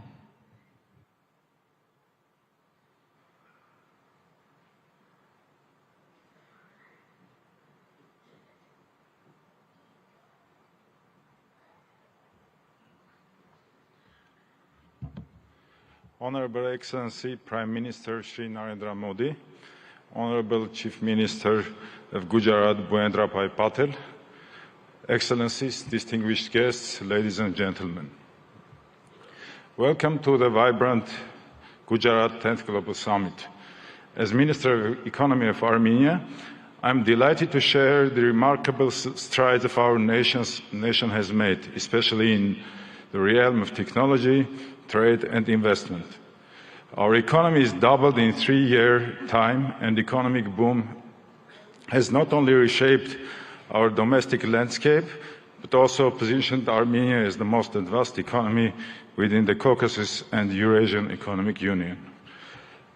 In the burgeoning tech sector, dynamic trade environment and attractive investment opportunities in Armenia have drawn global attention. Our commitment to continuously improving a business-friendly environment is evident in our progressive policies, which have been instrumental in catalyzing growth and innovation. For example, with our good friends from United Arab Emirates, we managed to increase our mutual trade by 10 times to $2 billion in just 2-3 years, building firm trade bridges between different fragments of the world economy. A pivotal aspect of our economic narrative is the increasing movement of trade and investments between India and Armenia. This bilateral investment flow is a testament to the deepening economic ties between our nations. It's heartening to see Armenian investments finding a fertile ground in India, and likewise, Indian investments flourishing in Armenia. We see investments in high-tech manufacturing, metallurgy, mining, jewelry and diamond cutting, and other sectors. Armenia may also contribute to semiconductor efforts of Gujarat and India, especially in R&D services. We have homed R&D centers for several semiconductor companies, such as Cisco, Microchip Technology, AMD, Siemens, Nvidia, Synopsys, and others. Given this promising potential, it's crucial for both the Armenian and Indian governments to further encourage and develop this mutual trade, logistics, and investment opportunities. By doing so, we can unlock new avenues of collaboration, foster innovation, and pave the way for a prosperous future. Armenia's strategic position within the Eurasian Economic Union opens up additional prospects. Leveraging this position can benefit businesses looking to tap into the expansive Eurasian market, facilitating industrial development, trade, logistics, and joint ventures. Honorable Prime Minister, recently, Prime Minister of Armenia announced Crossroads of Peace project that is aimed to strengthen logistics and economic connectivity across the region. As we convene at this summit, I offer you to explore the logistics opportunities to connect India and Europe via Iran's Chabahar, Armenia, and Georgia. This multimodal transport route, which is under development now, may become a competitive linkage between Europe or Eurasia and India. For centuries, Armenian traders were actively engaged in trade between India and Europe. Let's strengthen our ties again, embark on new ventures, and march towards a future marked by shared success and mutual growth. Thank you for the honor of presenting Armenia at this prestigious summit. Together, let's build a framework for sustained cooperation and mutual investments that benefits both our great nations and the region as a whole. Let's build the gateway to the future. Thank you. Thank you very much, sir. We now invite His Excellency Mr. Teeth Risalo, Minister of Economic Affairs and Information Technology, Estonia.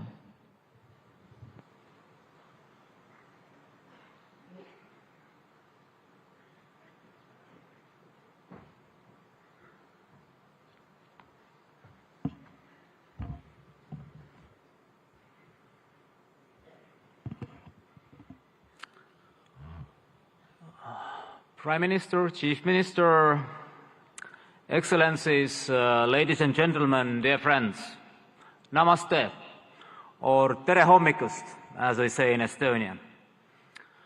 I believe India is a spiritual country where people believe still in miracles. And let me present you one straight away.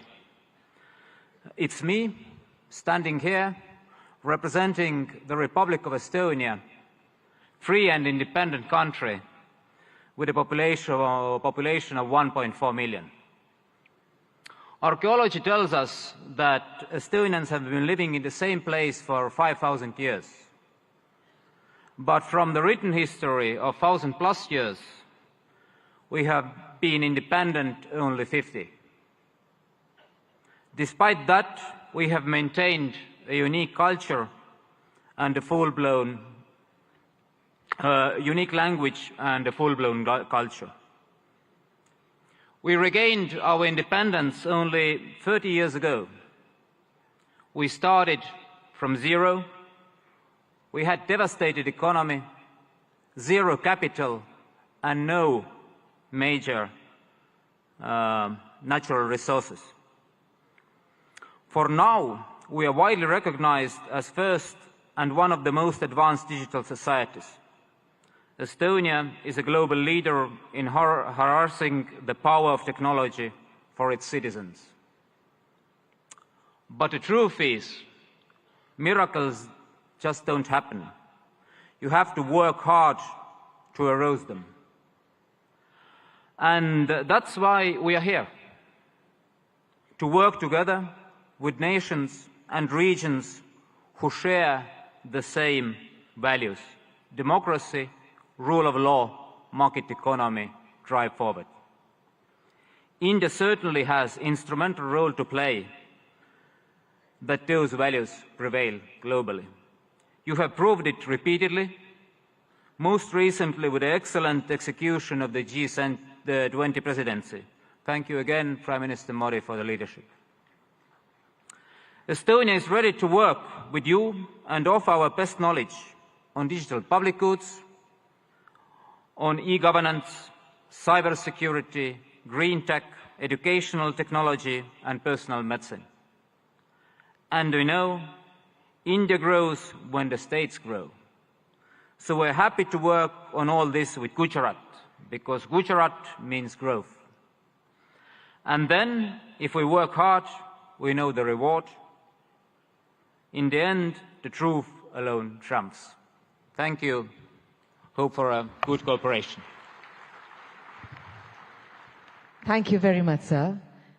We now invite His Excellency Mr. Riyad Mazzour, Honorable Minister of Industry and Commerce, Morocco, for his address.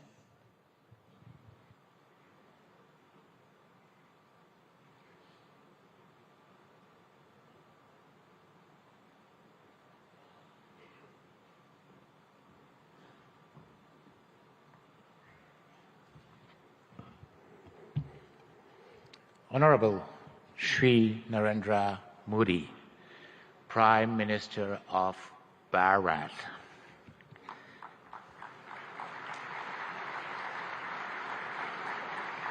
Honorable Chief Minister of Gujarat, Shri Bhavendra Patel.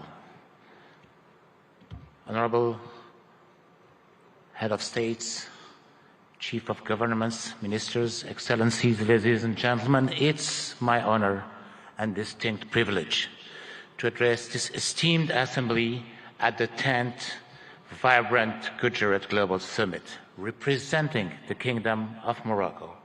I'm deeply grateful for your gracious invitation extended to by the government of Bharat. This marks a significant milestone as Morocco proudly participates as a partner country for the second time in this globally acclaimed summit. This summit, an initiative that we owe you, Prime Minister Modi, that we owe to your leadership, stands as a beacon of opportunity, not only in fostering business projects, but also in fortifying the enduring bonds of cooperation and friendship that so splendidly unites Morocco and Bharat. The historical visit of our beloved King Mohammed VI to Bharat in 2015 and his meeting with you, Prime Minister, Honorable Prime Minister Modi, marked a new era in the cooperation between my country and Bharat, raising the level of bilateral relation to a strategic partnership.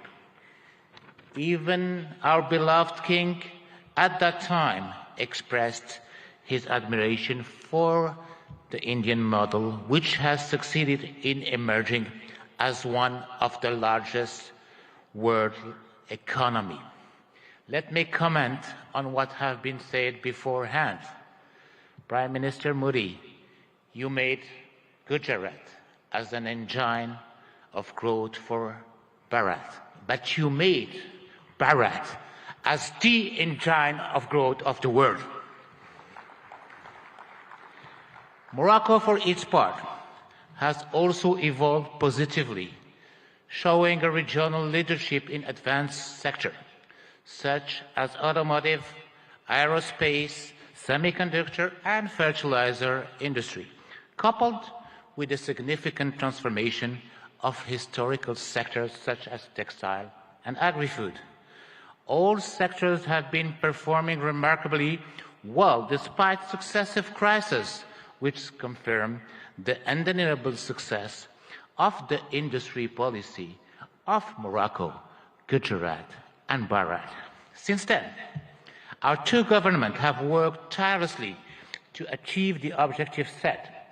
Today, there are almost 50 agreements and MOUs signed in various sectors. Today, there are also 45 Indian companies established in Morocco, while there were only 13 in 2015. Today, our exchanges have tripled from $1.4 billion to $4.2 billion. Today, Gujarat, India, has hosted the most important Moroccan investments in Asia. This is a testimony of the great momentum that had been injected into Moroccan-Indian bilateral relations, and I'm confident this will continue to grow as both of our nations share a commitment to economic growth, sustainable development, and mutual prosperities. Ladies and gentlemen, under the guidance of our beloved King, Morocco has embarked on a transformative journey, guided by a strategic development roadmap that has steered the nation towards openness and remarkable progress. In the face of supply shocks and succession of global crises, Morocco's resilience has been extraordinary, showcasing its agility to navigate through multifaceted challenges with innovative solutions. Indeed, our country's GDP has tripled in the last 20 years, and we multiplied our manufacturing export by 6 since 2000. Today, 87% of our exports are manufactured products.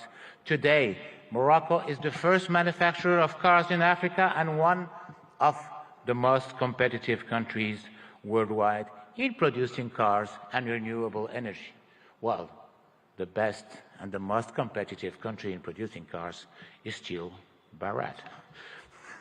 Moreover, thanks to our ideal position as a continental and world-class hub, its free trade agreements giving access to more than 100 countries and 2.3 billion consumers, and its political and monetary stability, Morocco offers great opportunities for investors to settle. Ladies and gentlemen, given the commitment of my country in accordance with the high royal vision to the promotion of an active, solid and supportive cooperation in a spirit of co-development and shared growth, Morocco and Bahrain can work closely through a South-South triangular cooperation to promote growth in Africa, India, and in the world. Indeed, our strategic partnership should also enable our countries to develop joint initiatives that include the entire African continent in the process of industrializing and developing economies, but also to ensure food and health securities.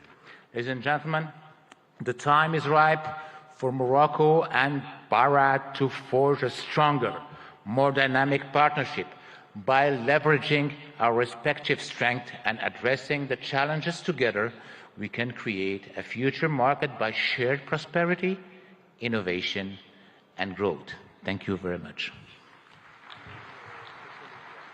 Thank you very much, sir. We would now like to welcome His Excellency Mr. Prakash Sharan Mahad, Finance Minister of Nepal.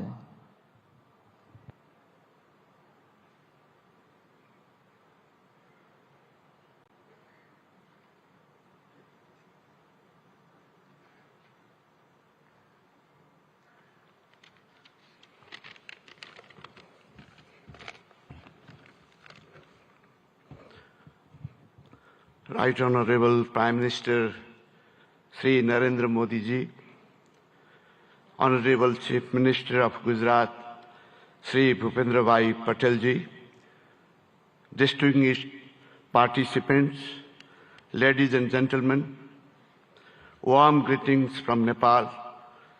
Namaskar, Namaste. At the outset, let me express my sincere gratitude to Honorable Bhupendra Bhai Patel ji, Chief Minister of Gujarat, for inviting me in this August gathering. I am deeply honored and privileged to be a part of this vibrant Gujarat Global Summit 2024. This global forum for business networking, knowledge sharing, and strategic partnerships for fostering sustainable and inclusive growth has now been a forum for all. Modi ji had envisioned vibrant Gujarat concept in 2003. Under your visionary leadership, this idea of entrepreneurial spirit of Gujarat has now been translated into vibrant India. India is now a major global economic power. I also like to commend Modi ji for your transformative leadership during G20 presidency, which has brought this mechanism to a next level. That is, you have made this more inclusive and broader. Vibrant Gujarat development model, which you are translating nationwide, has been a source of inspiration for many countries, including Nepal, is now managing financial resources and technological know-how for addressing economic, social and environmental challenges of our time. Nepal and India, actually, Bharat, since thousands of years, have common places of great Hindu and Buddhist religious worships. And we are visiting each other's places since ancient times. I am happy to inform you that visitors from Gujarat are one of the largest in Nepal. I still have fresh memory of Modiji's statement delivered in our parliament in 2014, particularly your emphasis on HIT, that is highways, information ways, and transmission ways. I am happy to share that we are working together in all these areas to improve connectivity, strengthen market linkages, and to reduce transaction costs. Recently, Nepal and India have signed a long-term power purchase agreement of exporting 10,000 megawatt of electricity to India over 10 years of time. This will immensely open up investment opportunity in hydropower in Nepal. It will also contribute to achieve green energy transition target not only for Nepal, but also in India. Situated between two global economic powers, Nepal has adopted liberal, market-oriented economic policy since the early 90s and is a member of several international organizations and multilateral agencies. And we are implementing trade and investment policies and regulation of international standards. Nepal provides investor-friendly regulatory and legal framework with macroeconomic stability and rule-based democratic political system. Our legal system prohibits nationalization of private enterprises and properties. We guarantee national and non-discriminatory treatment to foreign investment. Those who have invested in Nepal are enjoying good returns on their investment. The abundant natural and educated human resources, together with potential domestic and export market, ensures attractive return for prospective investors. There are huge untapped investment opportunities in Nepal, in energy, tourism, agribusiness, and ICT. There are also other potential areas of investment such as health, education, manufacturing, construction, transportation, mining, banking, and financial services. Nepal is organizing Investment Summit in April 28 and 29 this year in Kathmandu. I would like to use this occasion to cordially invite all captains of industries and entrepreneurs from India and other participating countries for your valuable involvement in this summit. I hope your innovative business ideas and investment decisions will be a milestone for unlocking growth potential of Nepal. Once again, I would like to express my sincere thanks to the state government of Gujarat for providing me this opportunity to witness remarkable confluence of minds and energies in vibrant Gujarat Global Summit. I wish for the grand success of this summit. Thank you very much. Thank you very much, sir. We now invite His Excellency Mr. Tran Lu Quang, Deputy Prime Minister of the Socialist Republic of Vietnam, to deliver his address.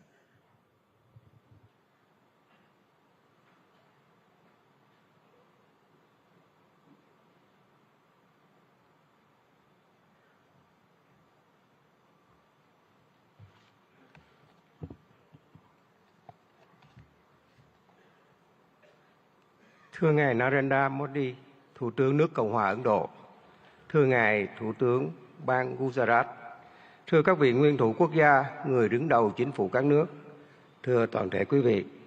Hôm nay, tôi rất vui mừng tham dự Hội nghị Thượng đỉnh toàn cầu Gujarat đầy sức sống lần thứ 10 với chủ đề Cửa ngõ vào tương lai tại bang Gujarat, quê hương của vị lãnh tụ vĩ đại Mahatma Gandhi của đất nước và nhân dân Ấn Độ anh em, quê hương của ngài Thủ tướng Narendra Modi. Với quy mô ngày càng lớn và sự tham gia đông đảo của lãnh đạo và doanh nghiệp Ấn Độ cũng như các nước, Gujarat đầy sức sống đã thể hiện rõ tầm nhìn của Thủ tướng Modi và nỗ lực của bang Gujarat, góp phần khẳng định sự hấp dẫn cũng như vai trò và vị thế quốc tế ngày càng cao của Ấn Độ. Chúng ta đang sống trong một thế giới đầy biến động phức tạp và khó lường. Dù gặp nhiều khó khăn thách thức, song hòa bình, hợp tác và phát triển vẫn là xu thế lớn. Chúng tôi đánh giá cao việc hội nghị lần này tập trung thảo luận những động lực, xu thế phát triển mới, trong đó có kinh tế xanh, kinh tế tuần hoàn, kinh tế số, thành phố thông minh. Đây cũng là những lĩnh vực ưu tiên trong tiến trình phát triển và hội nhập quốc tế của Việt Nam.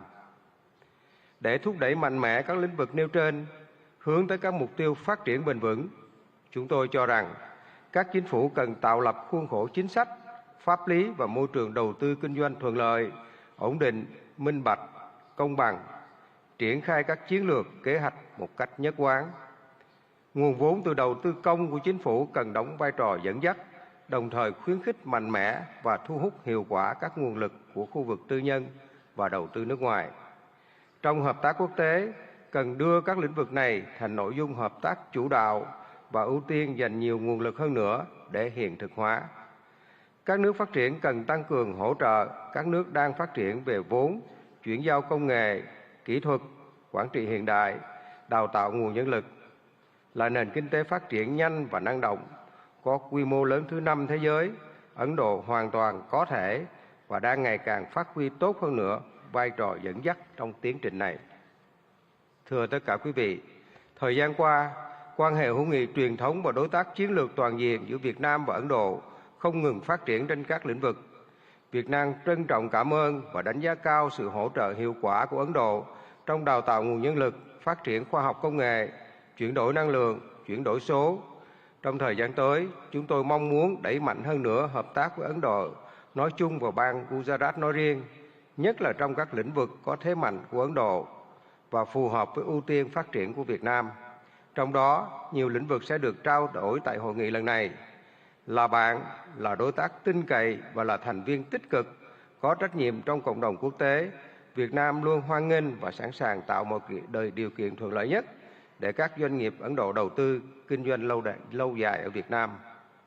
Chúng tôi tin tưởng rằng hợp tác tốt đẹp giữa Việt Nam và Ấn Độ không chỉ mang lại lợi ích cho cộng đồng doanh nghiệp và nhân dân hai nước, mà còn đóng góp tích cực cho hòa bình, hợp tác và phát triển thịnh vượng, bền vững ở khu vực và trên thế giới. Xin chúc Ngài Thủ tướng Modi, các vị lãnh đạo và toàn thể quý vị sức khỏe và hạnh phúc. Chúc hội nghị của chúng ta thành công tốt đẹp. Xin trân trọng cảm ơn.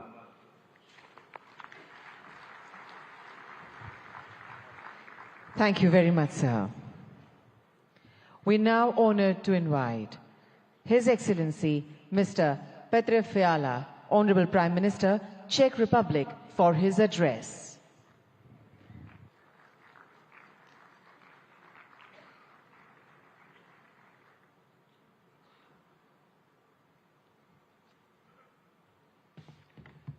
Honorable Prime Minister Modi, Chief Minister Patel, Presidents, Excellencies, ladies and gentlemen. First, please let me congratulate you on 20 years of this successful summit. I'm excited to see Gujarat's impressive economic growth and to feel the energy of the largest democracy in the world. Thank you, Chief Minister Patel, for your kind hospitality. It is a real pleasure to be here. Ladies and gentlemen, the topic of this summit is Gateway to the Future. It is a big inspiration. We are at a special point and can choose our future.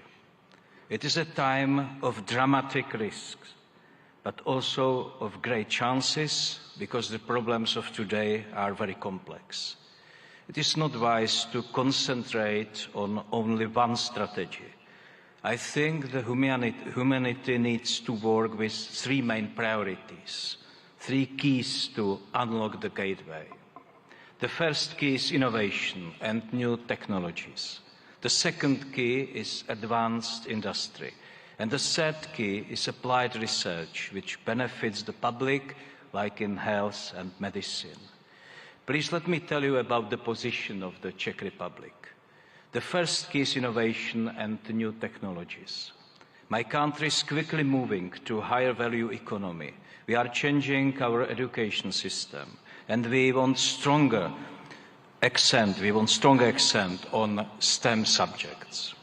We also support innovation and partnership between universities, research institutions and private sector.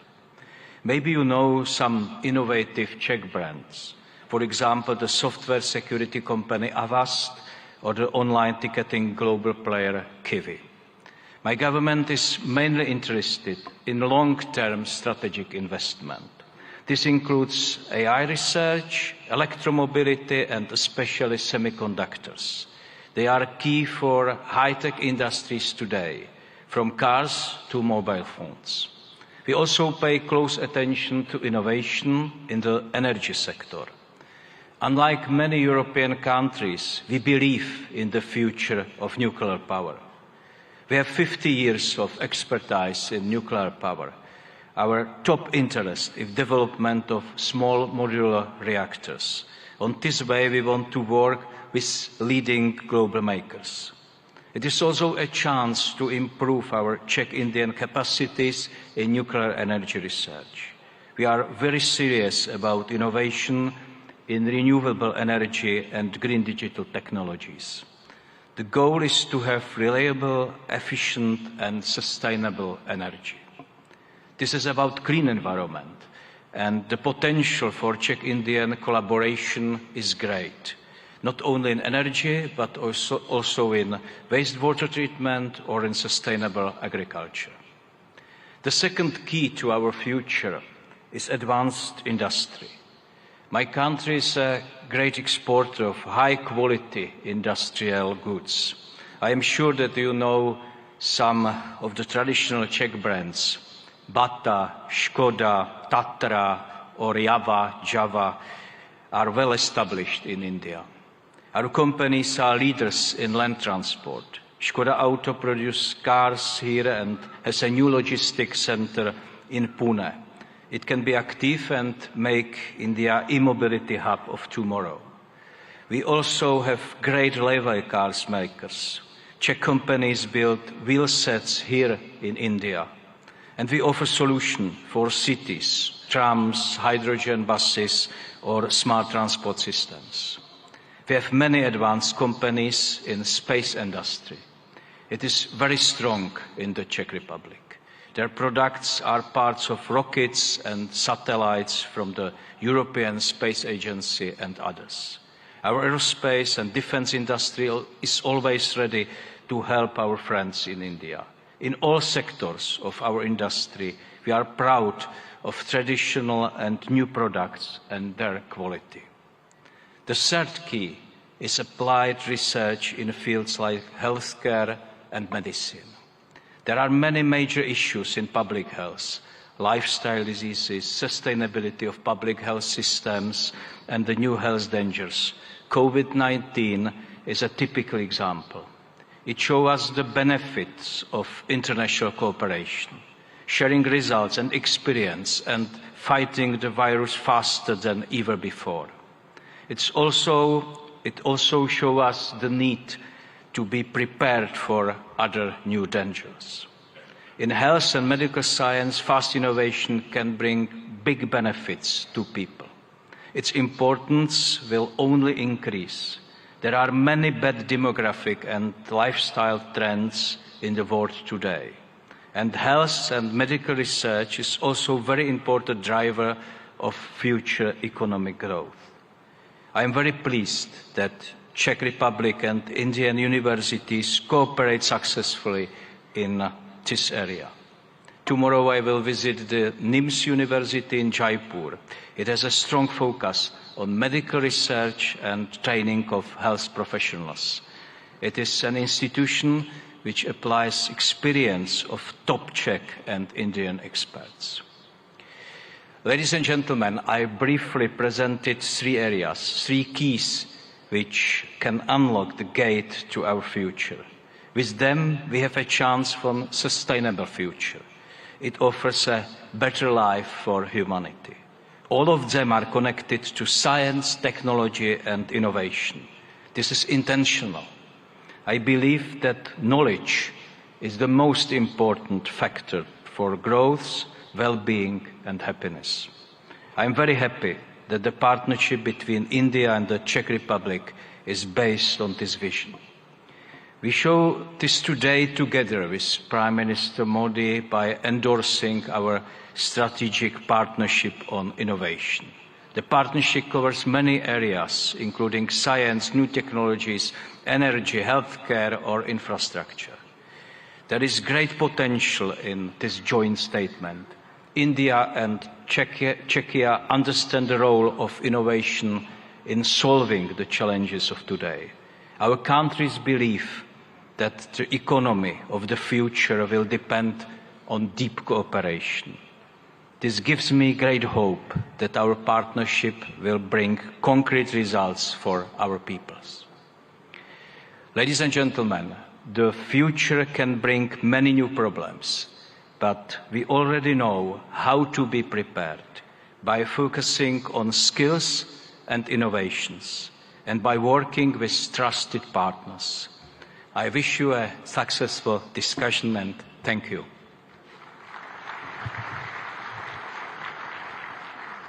Thank you very much, sir, for your words of appreciation and encouragement. We now feel proud in inviting His Excellency Mr. Philip Nyusi, Honorable President, Mozambique, to deliver his address.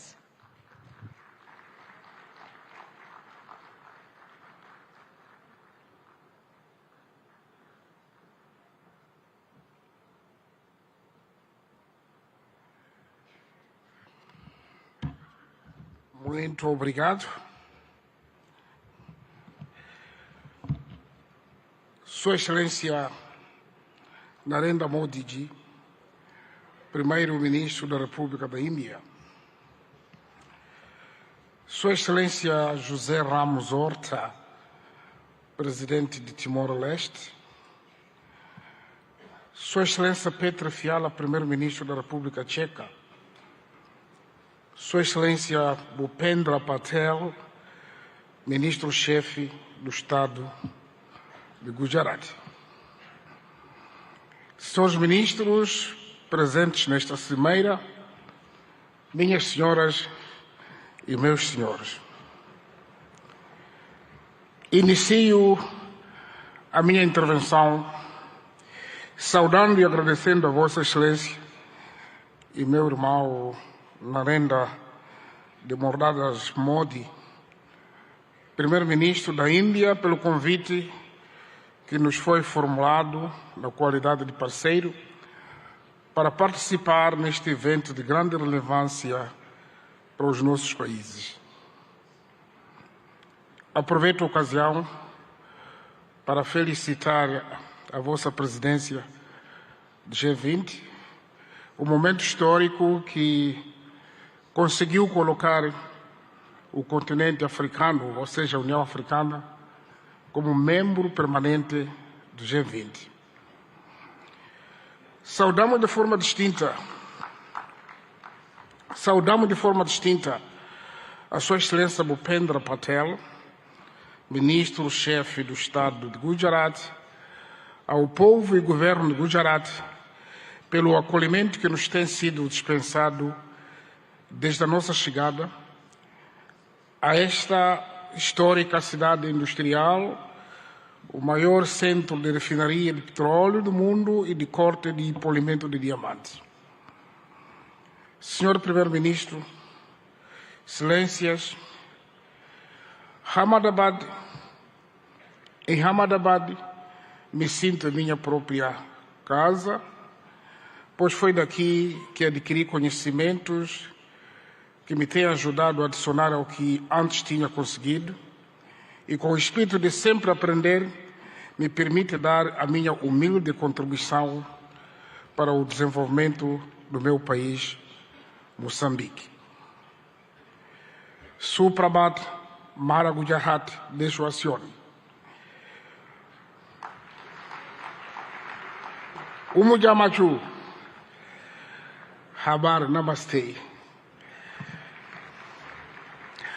A República de Moçambique participa neste fórum singular de Gujarat com o objetivo de aprender e partilhar a experiência a nível estatal, empresarial, da sociedade civil e da academia, conforme está estruturado no evento. É nosso interesse identificar oportunidades e estabelecer parcerias para coletivamente e com base em vantagens mútuas criar alicerces para o desenvolvimento harmonioso, criação da riqueza e do bem-estar para os nossos povos. A República da Índia e o Estado de Gujarat, em particular, oferecem a muitos países em desenvolvimento a oportunidade de partilhar a experiência de resiliência e de superação perante obstáculos ao desenvolvimento. O fato desta Cimeira Bienal, instituída há mais de 20 anos, assumir-se como ponto de partida para a autossuficiência de uma região, a Cimeira Global de Gujarat tem também a particularidade de encorajar os países e Estados a fazerem uma apresentação sobre as oportunidades de negócio e de investimentos que oferecem.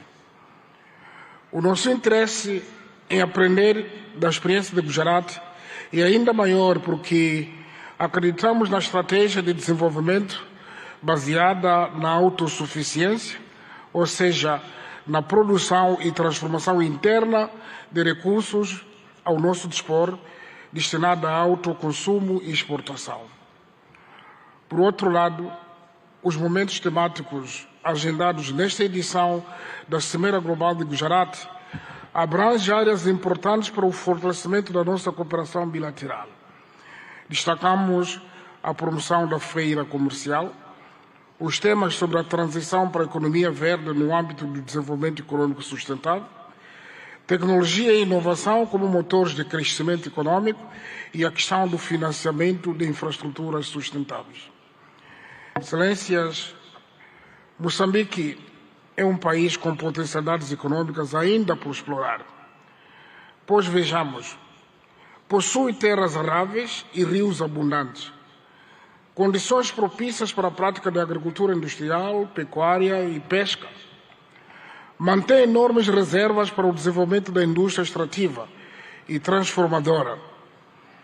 O país dispõe ainda de grandes reservas de areias pesadas, para além de outros minérios de elevado valor comercial, como tais diamantes, pedras preciosas, cobre, ferro, grafite. Aliás, falando do grafite, o CEO da Suzuki falou da produção de baterias.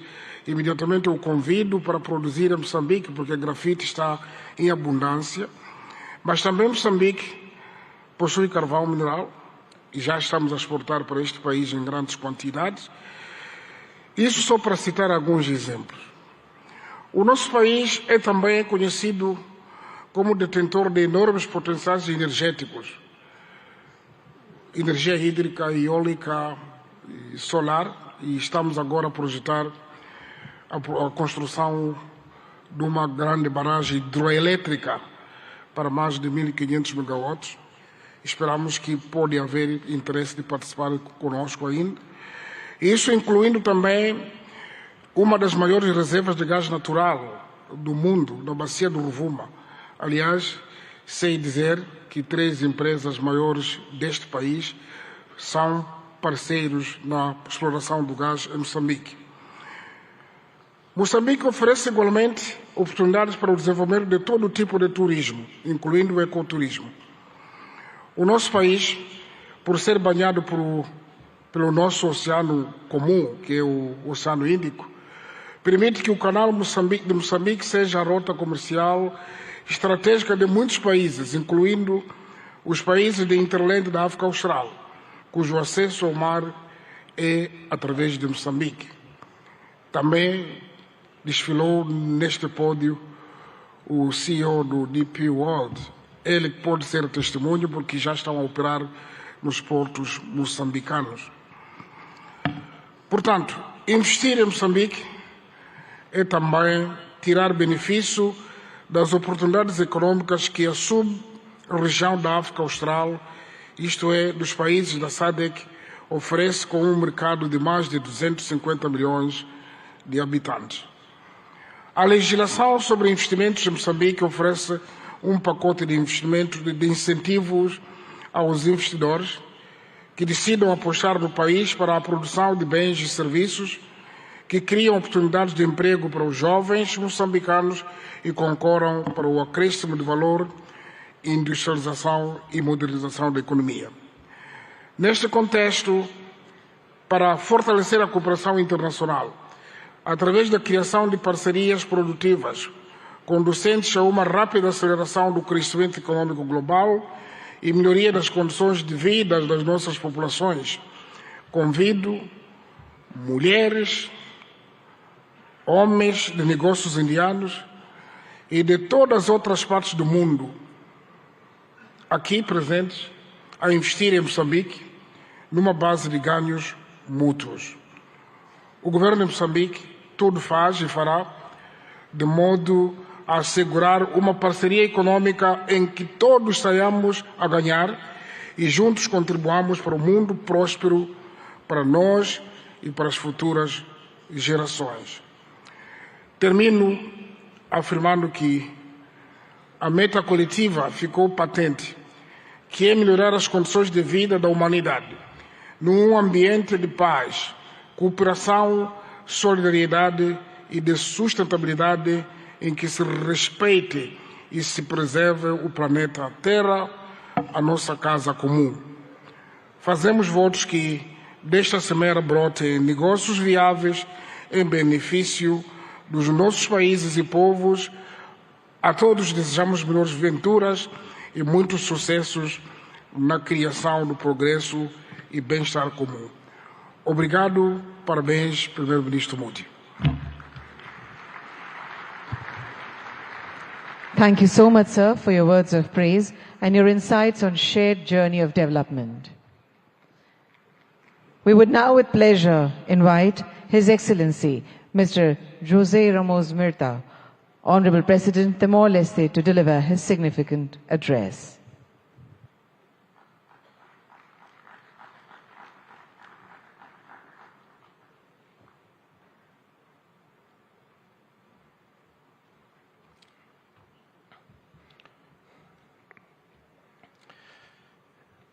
Excellency Prime Minister Modi, Chief Minister Patel, Excellency President of Mozambique, Felipe Jacinto Nyusi, Prime Minister of Czech Republic, ladies and gentlemen. It is always a real pleasure to set foot on this land of a great ancient civilization. I first visited India on a personal capacity in April 1992, having spent more than a week in Dharamsala. My first official visit was in 2003 as Senior Minister of Foreign Affairs of the newly independent Timor-Leste. I visited again India in 2013, 2014, 2015 in different capacities. In my previous position as Senior Minister of Foreign Affairs, I wholeheartedly supported India's meritful right to be a permanent member of the UN Security Council. And I'm continuing to advocate for India and for Indonesia, two Asian countries, to be permanent members of a reformed, expanded, more representative UN Security Council. As chair of, in 2014-15, of the high-level independent panel on UN peace operations, I visit Delhi for extensive consultation with leaders, including senior military officers. I work closely with the Permanent Mission of India to the UN in New York as we produce a 100-page report and recommendations on how the UN should anticipate, respond more timely and effectively to the new emerging security challenges. This is my relationship with India. My sincere appreciation for the invitation to address this prestigious international forum, my gratitude to a great visionary, transformative leader, Prime Minister Narendra Modi, who conceived the 10th Vibrant Gujarat Global Summit in 2003. Gratitude for the warm reception extended to me and members of my delegation. This forum, now renowned globally, has been a catalyst for business networking, knowledge sharing, strategic partnerships, inclusive growth, and sustainable development. The state of Gujarat, driven by an inherent entrepreneurial spirit, has emerged as an industrial leader and a favored destination for investment. Timor-Leste, for its part, represents an oasis of peace, tolerance, and stability, where fundamental rights and freedoms are strictly safeguarded. The International Media Watch, called Reporters Without Borders, based in Brussels, rates Timor-Leste number 10 globally in media freedom out of 193 countries. Timor-Leste stands out with a business environment conducive to investments, having consolidated global presence as an active member of the United Nations, the Community of Portuguese-speaking countries, CPLP, a pioneer, founder of the G7 plus fragile states, leader and spokesperson in climate change within LDCs and SEEDs. We are progressing our membership process with WTO, which should happen probably in February, hoping to formally exceed by March this year. Formal ASEAN membership should occur in 2025. We are committed to creating a favorable business environment with legislation in line with international best practices, protecting foreign investments, eliminating double taxation, open PPPs, BOTs, and any other mutually beneficial modality consistent with the priorities outlined in our National Strategic Development Plan.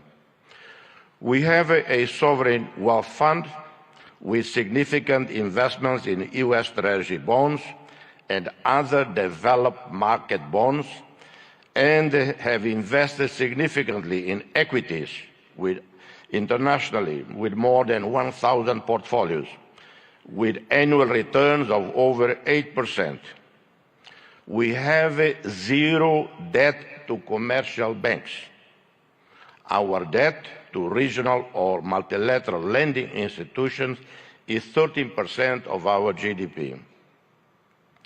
Our young and vibrant diaspora present in countries such as Australia, South Korea, Indonesia, Malaysia, Portugal, the United Kingdom contribute significantly to the development of both host countries and Timor-Leste, with foreign remittances being an important part of our society well-being. We invite you, ladies and gentlemen, to invest with us, be part of the realization of a dream. Opportunities abound. I outline some. In the tourism sector, almost the entire northern coast of Timor-Leste, plus Atauro and Jaco Islands, teem with the richest biodiversity in the world. That's according to Conservation International, not according to me personally. Boasting the healthiest coral biodiversity in the entire region, known as the Amazon of the seas. Atauro Island, located north of Timor-Leste's capital, is recognized as a most important part of the global center of marine biodiversity and a global priority for conservation. We integrate a region that covers 1.6% of the planet's ocean area, bursting with marine life, home to 76% of all known coral species in the world, and habitat of more than 3,000 species of fish.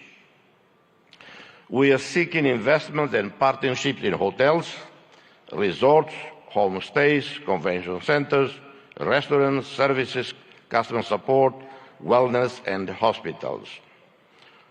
In the oil, gas, minerals and renewables, we have a vast resources, oil and natural gas reserves, onshore and offshore, within our exclusive economic zone, where the Greater Sunrise gas field stands out, whose consortium led by Woodside is expected to bring this important wealth onshore very soon. In the coming years, Timor-Leste will invest in the construction of a modern gas pipeline and petrochemical industry as part of our major Tasimane project. This major national investment includes, among others, the construction of a refinery, the adaptation of our power station to natural gas, and the development of a multifunctional supply base for all their related needs. We also have large reserves of other minerals, huge marble structures, limestone, as you know, a key resource for the development of cement industries and other construction products, capable of feeding the domestic market and supplying growing foreign demand. Green economy, renewable energies. Committed to sustainable development, we seek to invest in renewable energy as prudent, incremental transition to renewable energies. We are looking forward to working with the UAE, led by a visionary leader, our friend, President Sheikh Mohammed bin Zayed Al Nahyan, with whom we share many commonalities. This is in line with commitments made at the recent COP28 summit held in Dubai. I take the opportunity to congratulate His Royal Highness, the President of UAE, Sheikh Mohammed bin Zayed Al Nahyan, for the success of the UAE chairmanship of the 28th Conference of the Parties to UNFCCC. We have a great potential for developing solar and wind energy production fields, and some projects are underway with the support of the Asia Development Bank, namely in the municipality of Manatutu, where an initial investment of US $120 million is expected to produce in 25 years overall return above US $300 million. We seek to develop hydroelectrics with the construction of dams and mini hydroelectric plants that can take advantage of the mountainous terrain and rainy season, guaranteeing access to clean energy and reserve water for irrigation and urban supply. Infrastructure and transport. In the last 15 years, we have seen dramatic improvements in our infrastructure sector. National roads, electricity now covering 96.1% of the country, one state-of-the-art port, the Port of Tiber Bay, operating since 2022, with a total investment of $280 million. This was a first public-private partnership celebrated between Timor-Leste with the French Bolloré Group and the World Bank. One of the best projects in this sector, it is capable of transforming this port into a hub for connecting people and goods at regional level. We are also starting the first phase of the expansion of Dili International Airport with an initial investment of $97.7 million, partially funded by the ADB, IFC, and the governments of Australia and Japan. This includes expanding the runway, building a modern terminal. These links are the program facilitating air services with other national and regional airports, combined with aircraft maintenance network capable of transforming Timor-Leste into a hub for air connectivity and its services. In connectivity, we are looking forward to the arrival onshore in Dili in 2024, 9 months from now, of a submarine cable from Port Hedland, Australia, a project funded by the Australian government.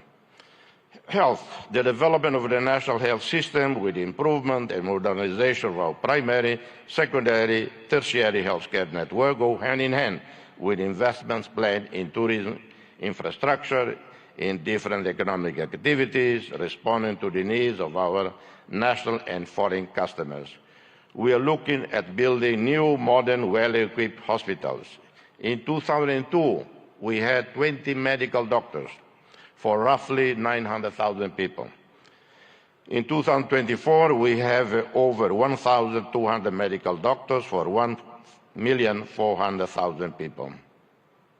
Our ASEAN roadmap and accession anticipates the construction of suitable infrastructure to host international summits, such as airports, communication facilities, five-star hotels, convention centers, modern health and hospital services.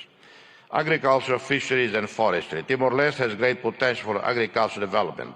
Traditional crops such as rice, coffee, maize, cassava, cocoa, vanilla.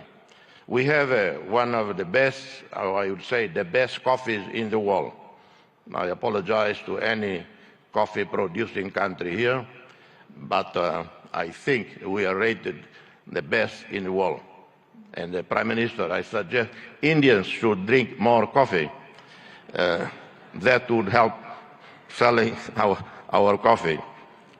We plan to develop projects that can respond to the needs of domestic consumers, enhance food security and self-sufficiency in order to reduce excessive dependence on imported food.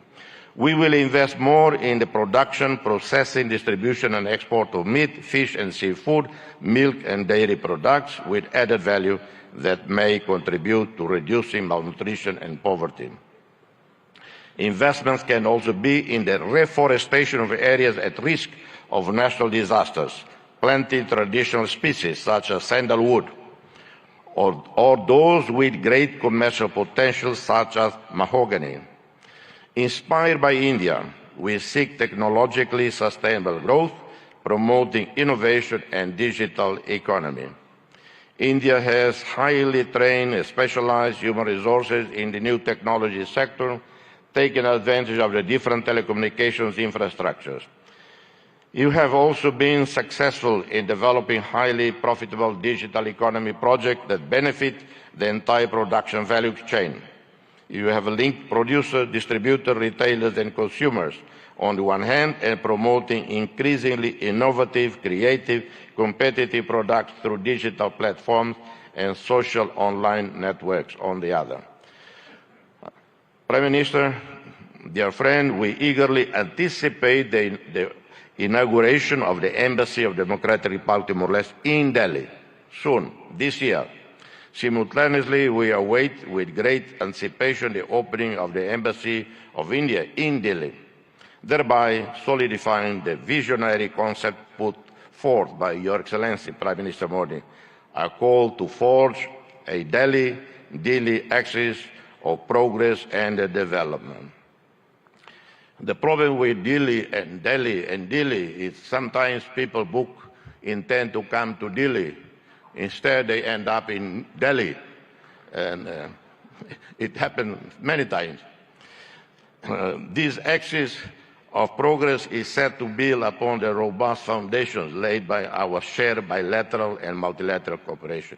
It promises to be a testament to an enduring friendship, echoing the dedicated service of Indian diplomats, such as Ambassadors Kamalesh Sharma, Atul Kar, two dear friends, who serve in our country as special representatives of the UN Secretary General in Timor-Leste. Our gratitude extends to the 7,737 peacekeepers, military and police, who played a critical role over a decade of United Nations missions in Timor-Leste. India, a active contributor to UNTAED, UNICEF, UNOTIL, UNMIT played critical role in fostering stability and security in Timor-Leste. India's commitment to assisting Timor-Leste in developing essential human resources, diplomats, and the leadership officers as part of its process to accession to ASEAN is highly commendable, and we are very grateful to you, Prime Minister. Notably, 12 diplomats have recently undergone training at the Sushma Swaraj Institute of Foreign Service, a demonstration of fulfillment of this commitment. We hope to expand this partnership in coming years. May this summit thrive as a catalyst for fostering fruitful partnership for global sustainable development and shared prosperity. I thank you, and God bless you all. Thank you. We are privileged to have heard the Nobel laureate, His Excellency Mr. Jose Ramzota. Thank you so much, sir, for your enriching address. Honorable Prime Minister Shri Narendra Modi ji, a global leader rooted in the philosophy of Vasudhaiva Kutumbakam, envisions a sustainable future through initiatives like Viksit Bharat at 2047, aiming for a developed India by 2047 with a 5 trillion economy. He relentlessly emphasizes sustainable growth. Hailing from vibrant Gujarat, Modi ji's leadership reflects its ethos of entrepreneurship and progress, showcasing Gujarat as a model for development. His global outlook aligns with a vision for an inclusive and prosperous future inspired by Gujarat's cultural richness and economic vibrancy. स्वयं की ज्योति से चमकेगा वो तो हीरा लाल है, स्वयं मस्तक पर जिसके दामोदर का हाथ है. Ladies and gentlemen, please join your hands together to welcome the one and only Honorable Prime Minister of India, Shri Narendra Modi ji.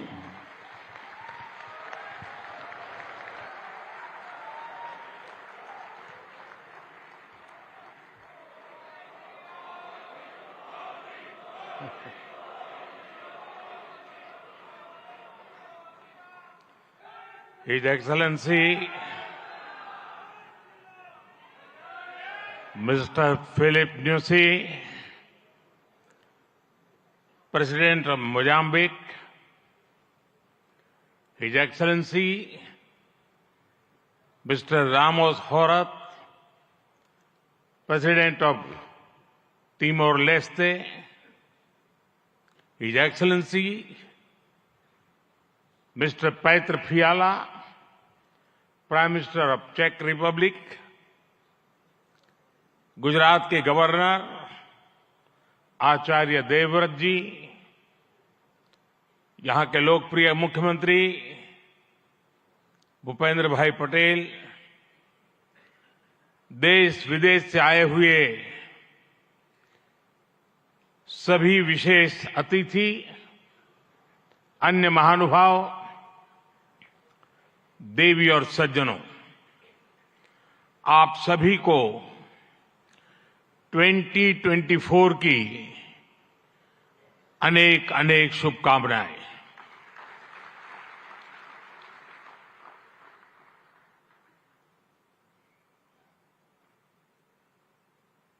निकट भूतकाल में भारत की आजादी के 75 साल पूरे हुए और अब भारत अगले 25 वर्षों के लक्ष्य पर काम कर रहा है। जब भारत अपनी आजादी के 100 वर्ष मनाएगा, तब तक हमने भारत को विकसित बनाने का लक्ष्य रखा है और इसलिए ये 25 साल का कार्यकाल भारत का अमृतकाल है। ये नए सपने, नए संकल्प और नित्य नूतन सिद्धियों का कार्यकाल है।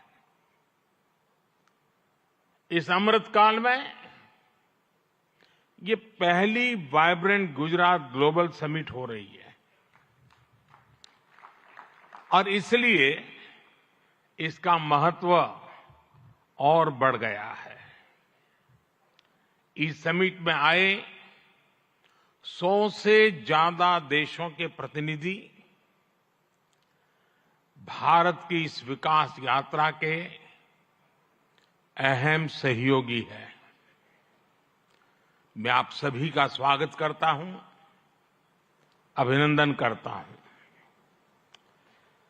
फ्रेंड्स, यूएई के राष्ट्रपति मेरे ब्रदर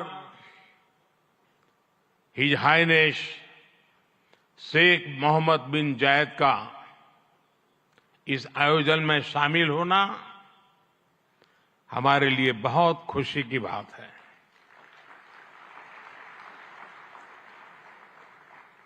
वाइब्रेंट गुजरात में इस समिट में उनका यहां चीफ गेस्ट के तौर पर उपस्थित होना भारत और यूएई के दिनों दिन मजबूत होते आत्मीय संबंधों का प्रतीक है।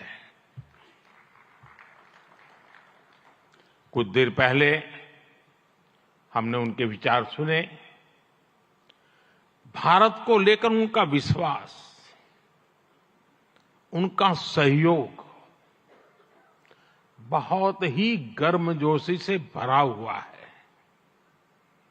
जैसा उन्होंने कहा, vibrant Gujarat summit economic development और इन्वेस्टमेंट से जुड़ी जानकारियों और अनुभव साझा करने का ग्लोबल प्लेटफॉर्म बन गई है।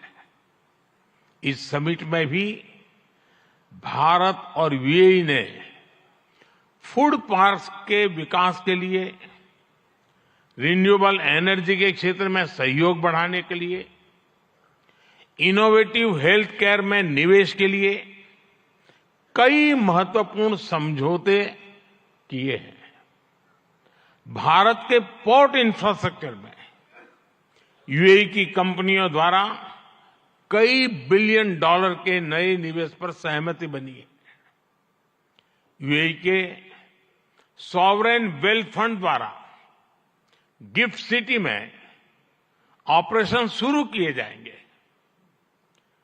ट्रांसवर्ल्ड कंपनी यहां एयरक्राफ्ट और शिप लीजिंग एक्टिविटीज भी शुरू करने जा रही है। भारत और यूएई ने जिस तरह अपने रिश्तों को एक नई ऊंचाई दी है, उसका बहुत बड़ा श्रेय मेरे brother his highness Sheikh Mohammed bin Zayed को जाता है। फ्रेंड्स, मोजाम्बिक के प्रेसिडेंट हिज एक्सेलेंसी न्यूसी से कल भी मेरी बहुत विस्तार से बात हुई है।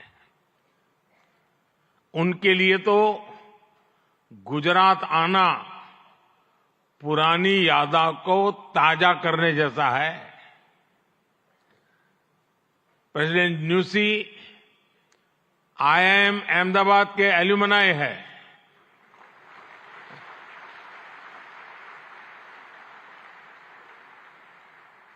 भारत के लिए गर्व की बात है कि हमारी G20 प्रेसिडेंसी में अफ्रीकन यूनियन को स्थायी सदस्यता मिली। प्रेसिडेंट न्यूसी की भारत यात्रा से हमारे संबंधों को तो बल मिला ही है, भारत अफ्रीका के बीच घनिष्ठता और बढ़ी है। साथियों, चेक के प्रधानमंत्री हिज एक्सेलेंसी पैत्र फियाला जी की ये पहली भारत यात्रा इस पद पर है। वैसे वो भारत पहले भी आए हैं। चेक लंबे समय से वाइब्रेंट गुजरात समिट से जुड़ा हुआ है। भारत और चेक के बीच टेक्नोलॉजी, ऑटोमोबाइल्स, मैन्युफैक्चरिंग जैसे सेक्टर्स में सहयोग लगातार बढ़ रहा है। हिज एक्सेलेंसी पैत्र फियाला, मुझे विश्वास है आपकी इस यात्रा से दोनों देशों के संबंध और मजबूत होंगे। हमारे यहां कहा जाता है अतिथि देवो भव, और प्रधानमंत्री के रूप में आपकी तो ये पहली भारत विजिट है। उम्मीद है आप बहुत शानदार यादें लेकर यहां से जाएंगे। फ्रेंड्स, नोबेल लॉरिएट और तिमोर लेस्ते के राष्ट्रपति हिज एक्सेलेंसी रामोस होर्ता का भी मैं भारत में स्वागत करता हूं। हिज एक्सेलेंसी रामोस होर्ता का गांधीनगर आना और विशेष है। आपने महात्मा गांधी के नॉन वायलेंस के सिद्धांत को अपने देश के स्वातंत्र संग्राम से जोड़ा है। आसियान और इंडो पैसिफिक क्षेत्र में तिमोर लेस्ते के साथ हमारा सहयोग बहुत अहम है। फ्रेंड्स, कुछ समय पहले ही वाइब्रेंट गुजरात ग्लोबल समिट को 20 वर्ष पूरे हुए हैं। बीते 20 वर्षों में इस समिट ने नए आइडियाज को प्लेटफॉर्म दिया है। इसने इन्वेस्टमेंट्स और रिटर्न्स के लिए नए गेटवे बनाए हैं। और अब वाइब्रेंट गुजरात ग्लोबल समिट की इस बार की थीम है गेटवे टू द फ्यूचर। 21वीं सदी की दुनिया का फ्यूचर हमारे साझे प्रयासों से ही उज्जवल बनेगा। भारत ने अपनी G20 प्रेसिडेंसी के दौरान भी ग्लोबल फ्यूचर के लिए एक रोडमैप दिया है। वाइब्रेंट गुजरात ग्लोबल समिट के इस एडिशन में भी इस विजन को और आगे बढ़ा रहे हैं। भारत I2U2 और दूसरे मल्टीलेटरल ऑर्गेनाइजेशन के साथ पार्टनरशिप को लगातार मजबूत कर रहा है। One world, one family, one future का सिद्धांत विश्व कल्याण की अनिवार्य आवश्यकता है। फ्रेंड्स, आज तेजी से बदलते हुए वर्ल्ड ऑर्डर में भारत विश्व मित्र की भूमिका में आगे बढ़ रहा है।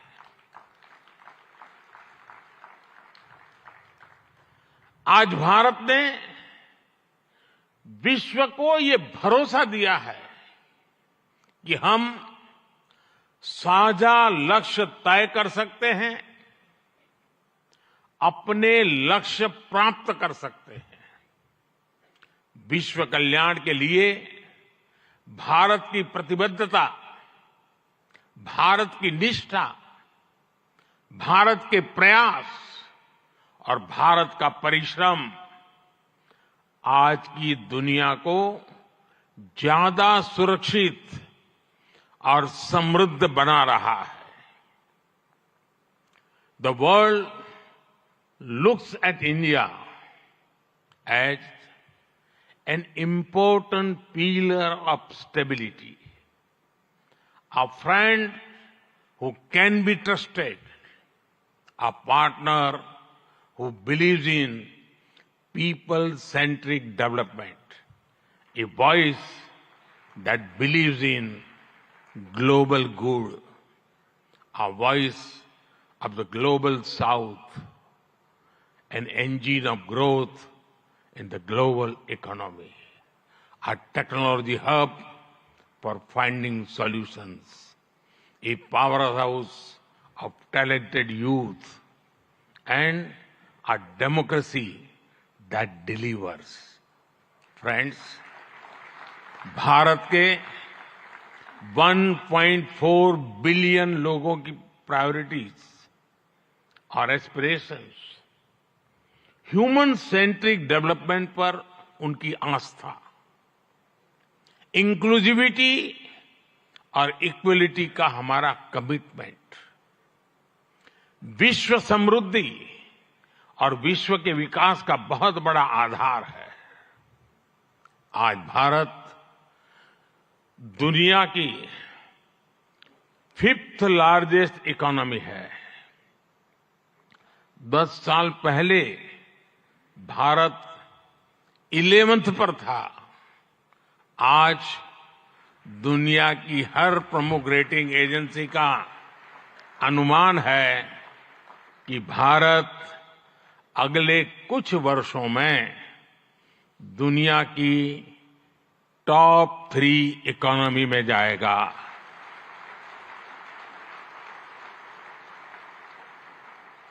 दुनिया के लोग जो एनालिसिस करना है करते रहे, मेरी गारंटी है कि हो जाएगा।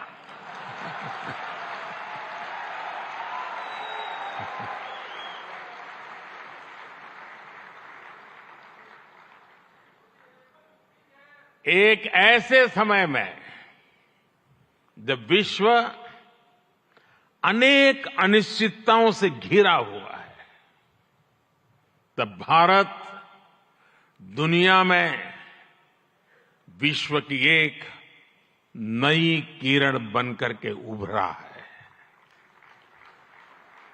भारत की प्राथमिकताएं बिल्कुल स्पष्ट है। आज भारत की प्राथमिकता है sustainable industry, infrastructure and manufacturing. आज भारत की प्राथमिकता है new age skills, futuristic technology, AI and innovation.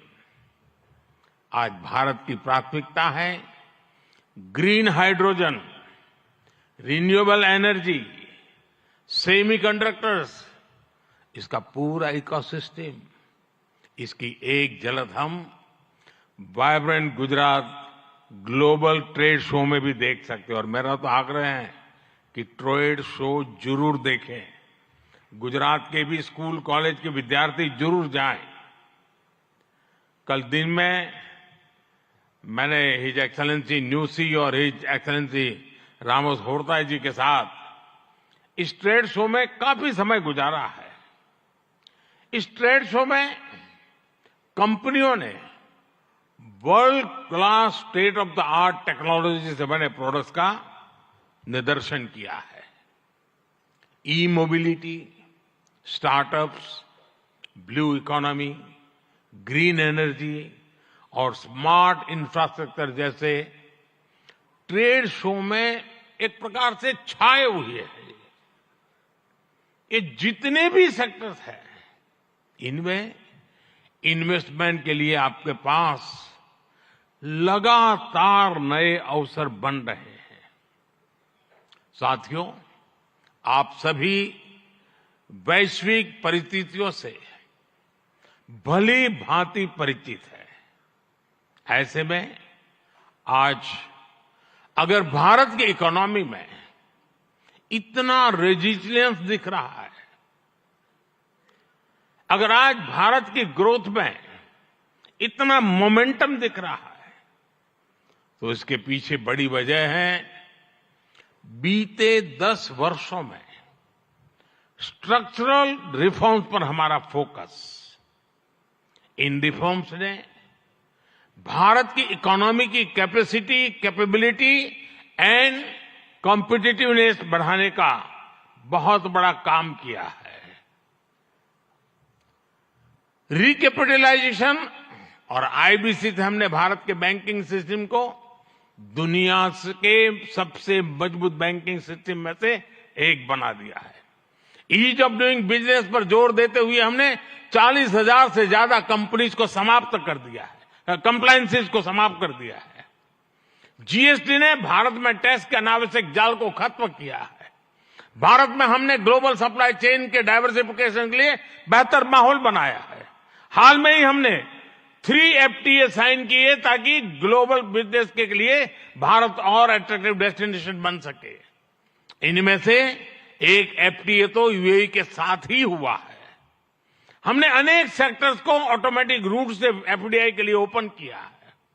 आज भारत इंफ्रास्ट्रक्चर पर रिकॉर्ड इन्वेस्ट कर रहा है। पिछले 10 वर्ष में भारत का कैपेक्स 5 गुना अधिक हो चुका है। फ्रेंड्स, भारत आज ग्रीन एनर्जी और ऑल्टरनेटिव एनर्जी सोर्स को लेकर भी अभूतपूर्व गति से काम कर रहा है। भारत की रिन्यूएबल एनर्जी कैपेसिटी 3 गुना बढ़ी है और सोलर एनर्जी कैपेसिटी में 20 गुना वृद्धि हुई है। डिजिटल इंडिया मिशन ने भारत में लाइफ और बिजनेस दोनों को ट्रांसफॉर्म कर दिया है। 10 वर्षों में सस्ते फोन और सस्ते डेटा से डिजिटल इंक्लूजन की नई क्रांति आई है। हर गांव तक ऑप्टिकल फाइबर पहुंचाने का अभियान, 5G का तेजी से विस्तार आम भारतीयों का जीवन बदल रहा है। आज हम दुनिया में तीसरे बड़े स्टार्टअप इकोसिस्टम है। 10 वर्ष पहले तक भारत में कुछ 100 स्टार्टअप थे। आज भारत में 1,15,000 रजिस्टर्ड स्टार्टअप्स है। भारत के ओवरऑल एक्सपोर्ट में भी रिकॉर्ड बढ़ोतरी हुई है। फ्रेंड्स, भारत में जो ये बदलाव आ रहा है वो भारत के नागरिकों की ईज ऑफ लिविंग भी बढ़ा रहा है, उन्हें एम्पावर कर रहा है। हमारी सरकार के 5 वर्षों में 13.5 करोड़ से ज्यादा लोग गरीबी से बाहर निकले हैं। भारत में मिडिल क्लास की एवरेज इनकम लगातार बढ़ रही है। भारत में फीमेल वर्कफोर्स के पार्टिसिपेशन में भी रिकॉर्ड वृद्धि हुई है। भारत के भविष्य के लिए ये बहुत अच्छी संकेत है और इसलिए मैं आप सभी का आह्वान करूंगा कि भारत की इस विकास यात्रा से जुड़िए, हमारे साथ चलिए। साथियों, लॉजिस्टिक्स को लेकर ईज ऑफ ट्रांसपोर्टेशन के लिए भी भारत में आधुनिक पॉलिसीज पर काम हो रहा है।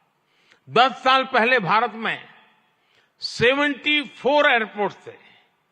आज भारत में 149 एयरपोर्ट्स हैं। भारत का नेशनल हाईवे नेटवर्क पिछले 10 सालों में करीब 2 गुना हो चुका है। 10 सालों में हमारा मेट्रो ट्रेन नेटवर्क 3 गुना से ज्यादा बढ़ चुका है। गुजरात हो, महाराष्ट्र हो या फिर हमारी ईस्टर्न कोस्ट लाइन हो, इनको आज डेडिकेटेड फ्रेट कॉरिडोर से जोड़ा जा रहा है। भारत में आज अनेक नेशनल वाटरवेज पर एक साथ काम चल रहा है। भारतीय पोर्ट्स का टर्न अराउंड टाइम आज बहुत कॉम्पिटिटिव हो गया है। G20 के दौरान जिस India middle east Europe economic corridor की घोषणा हुई है, वो भी आप सभी इन्वेस्टर्स के लिए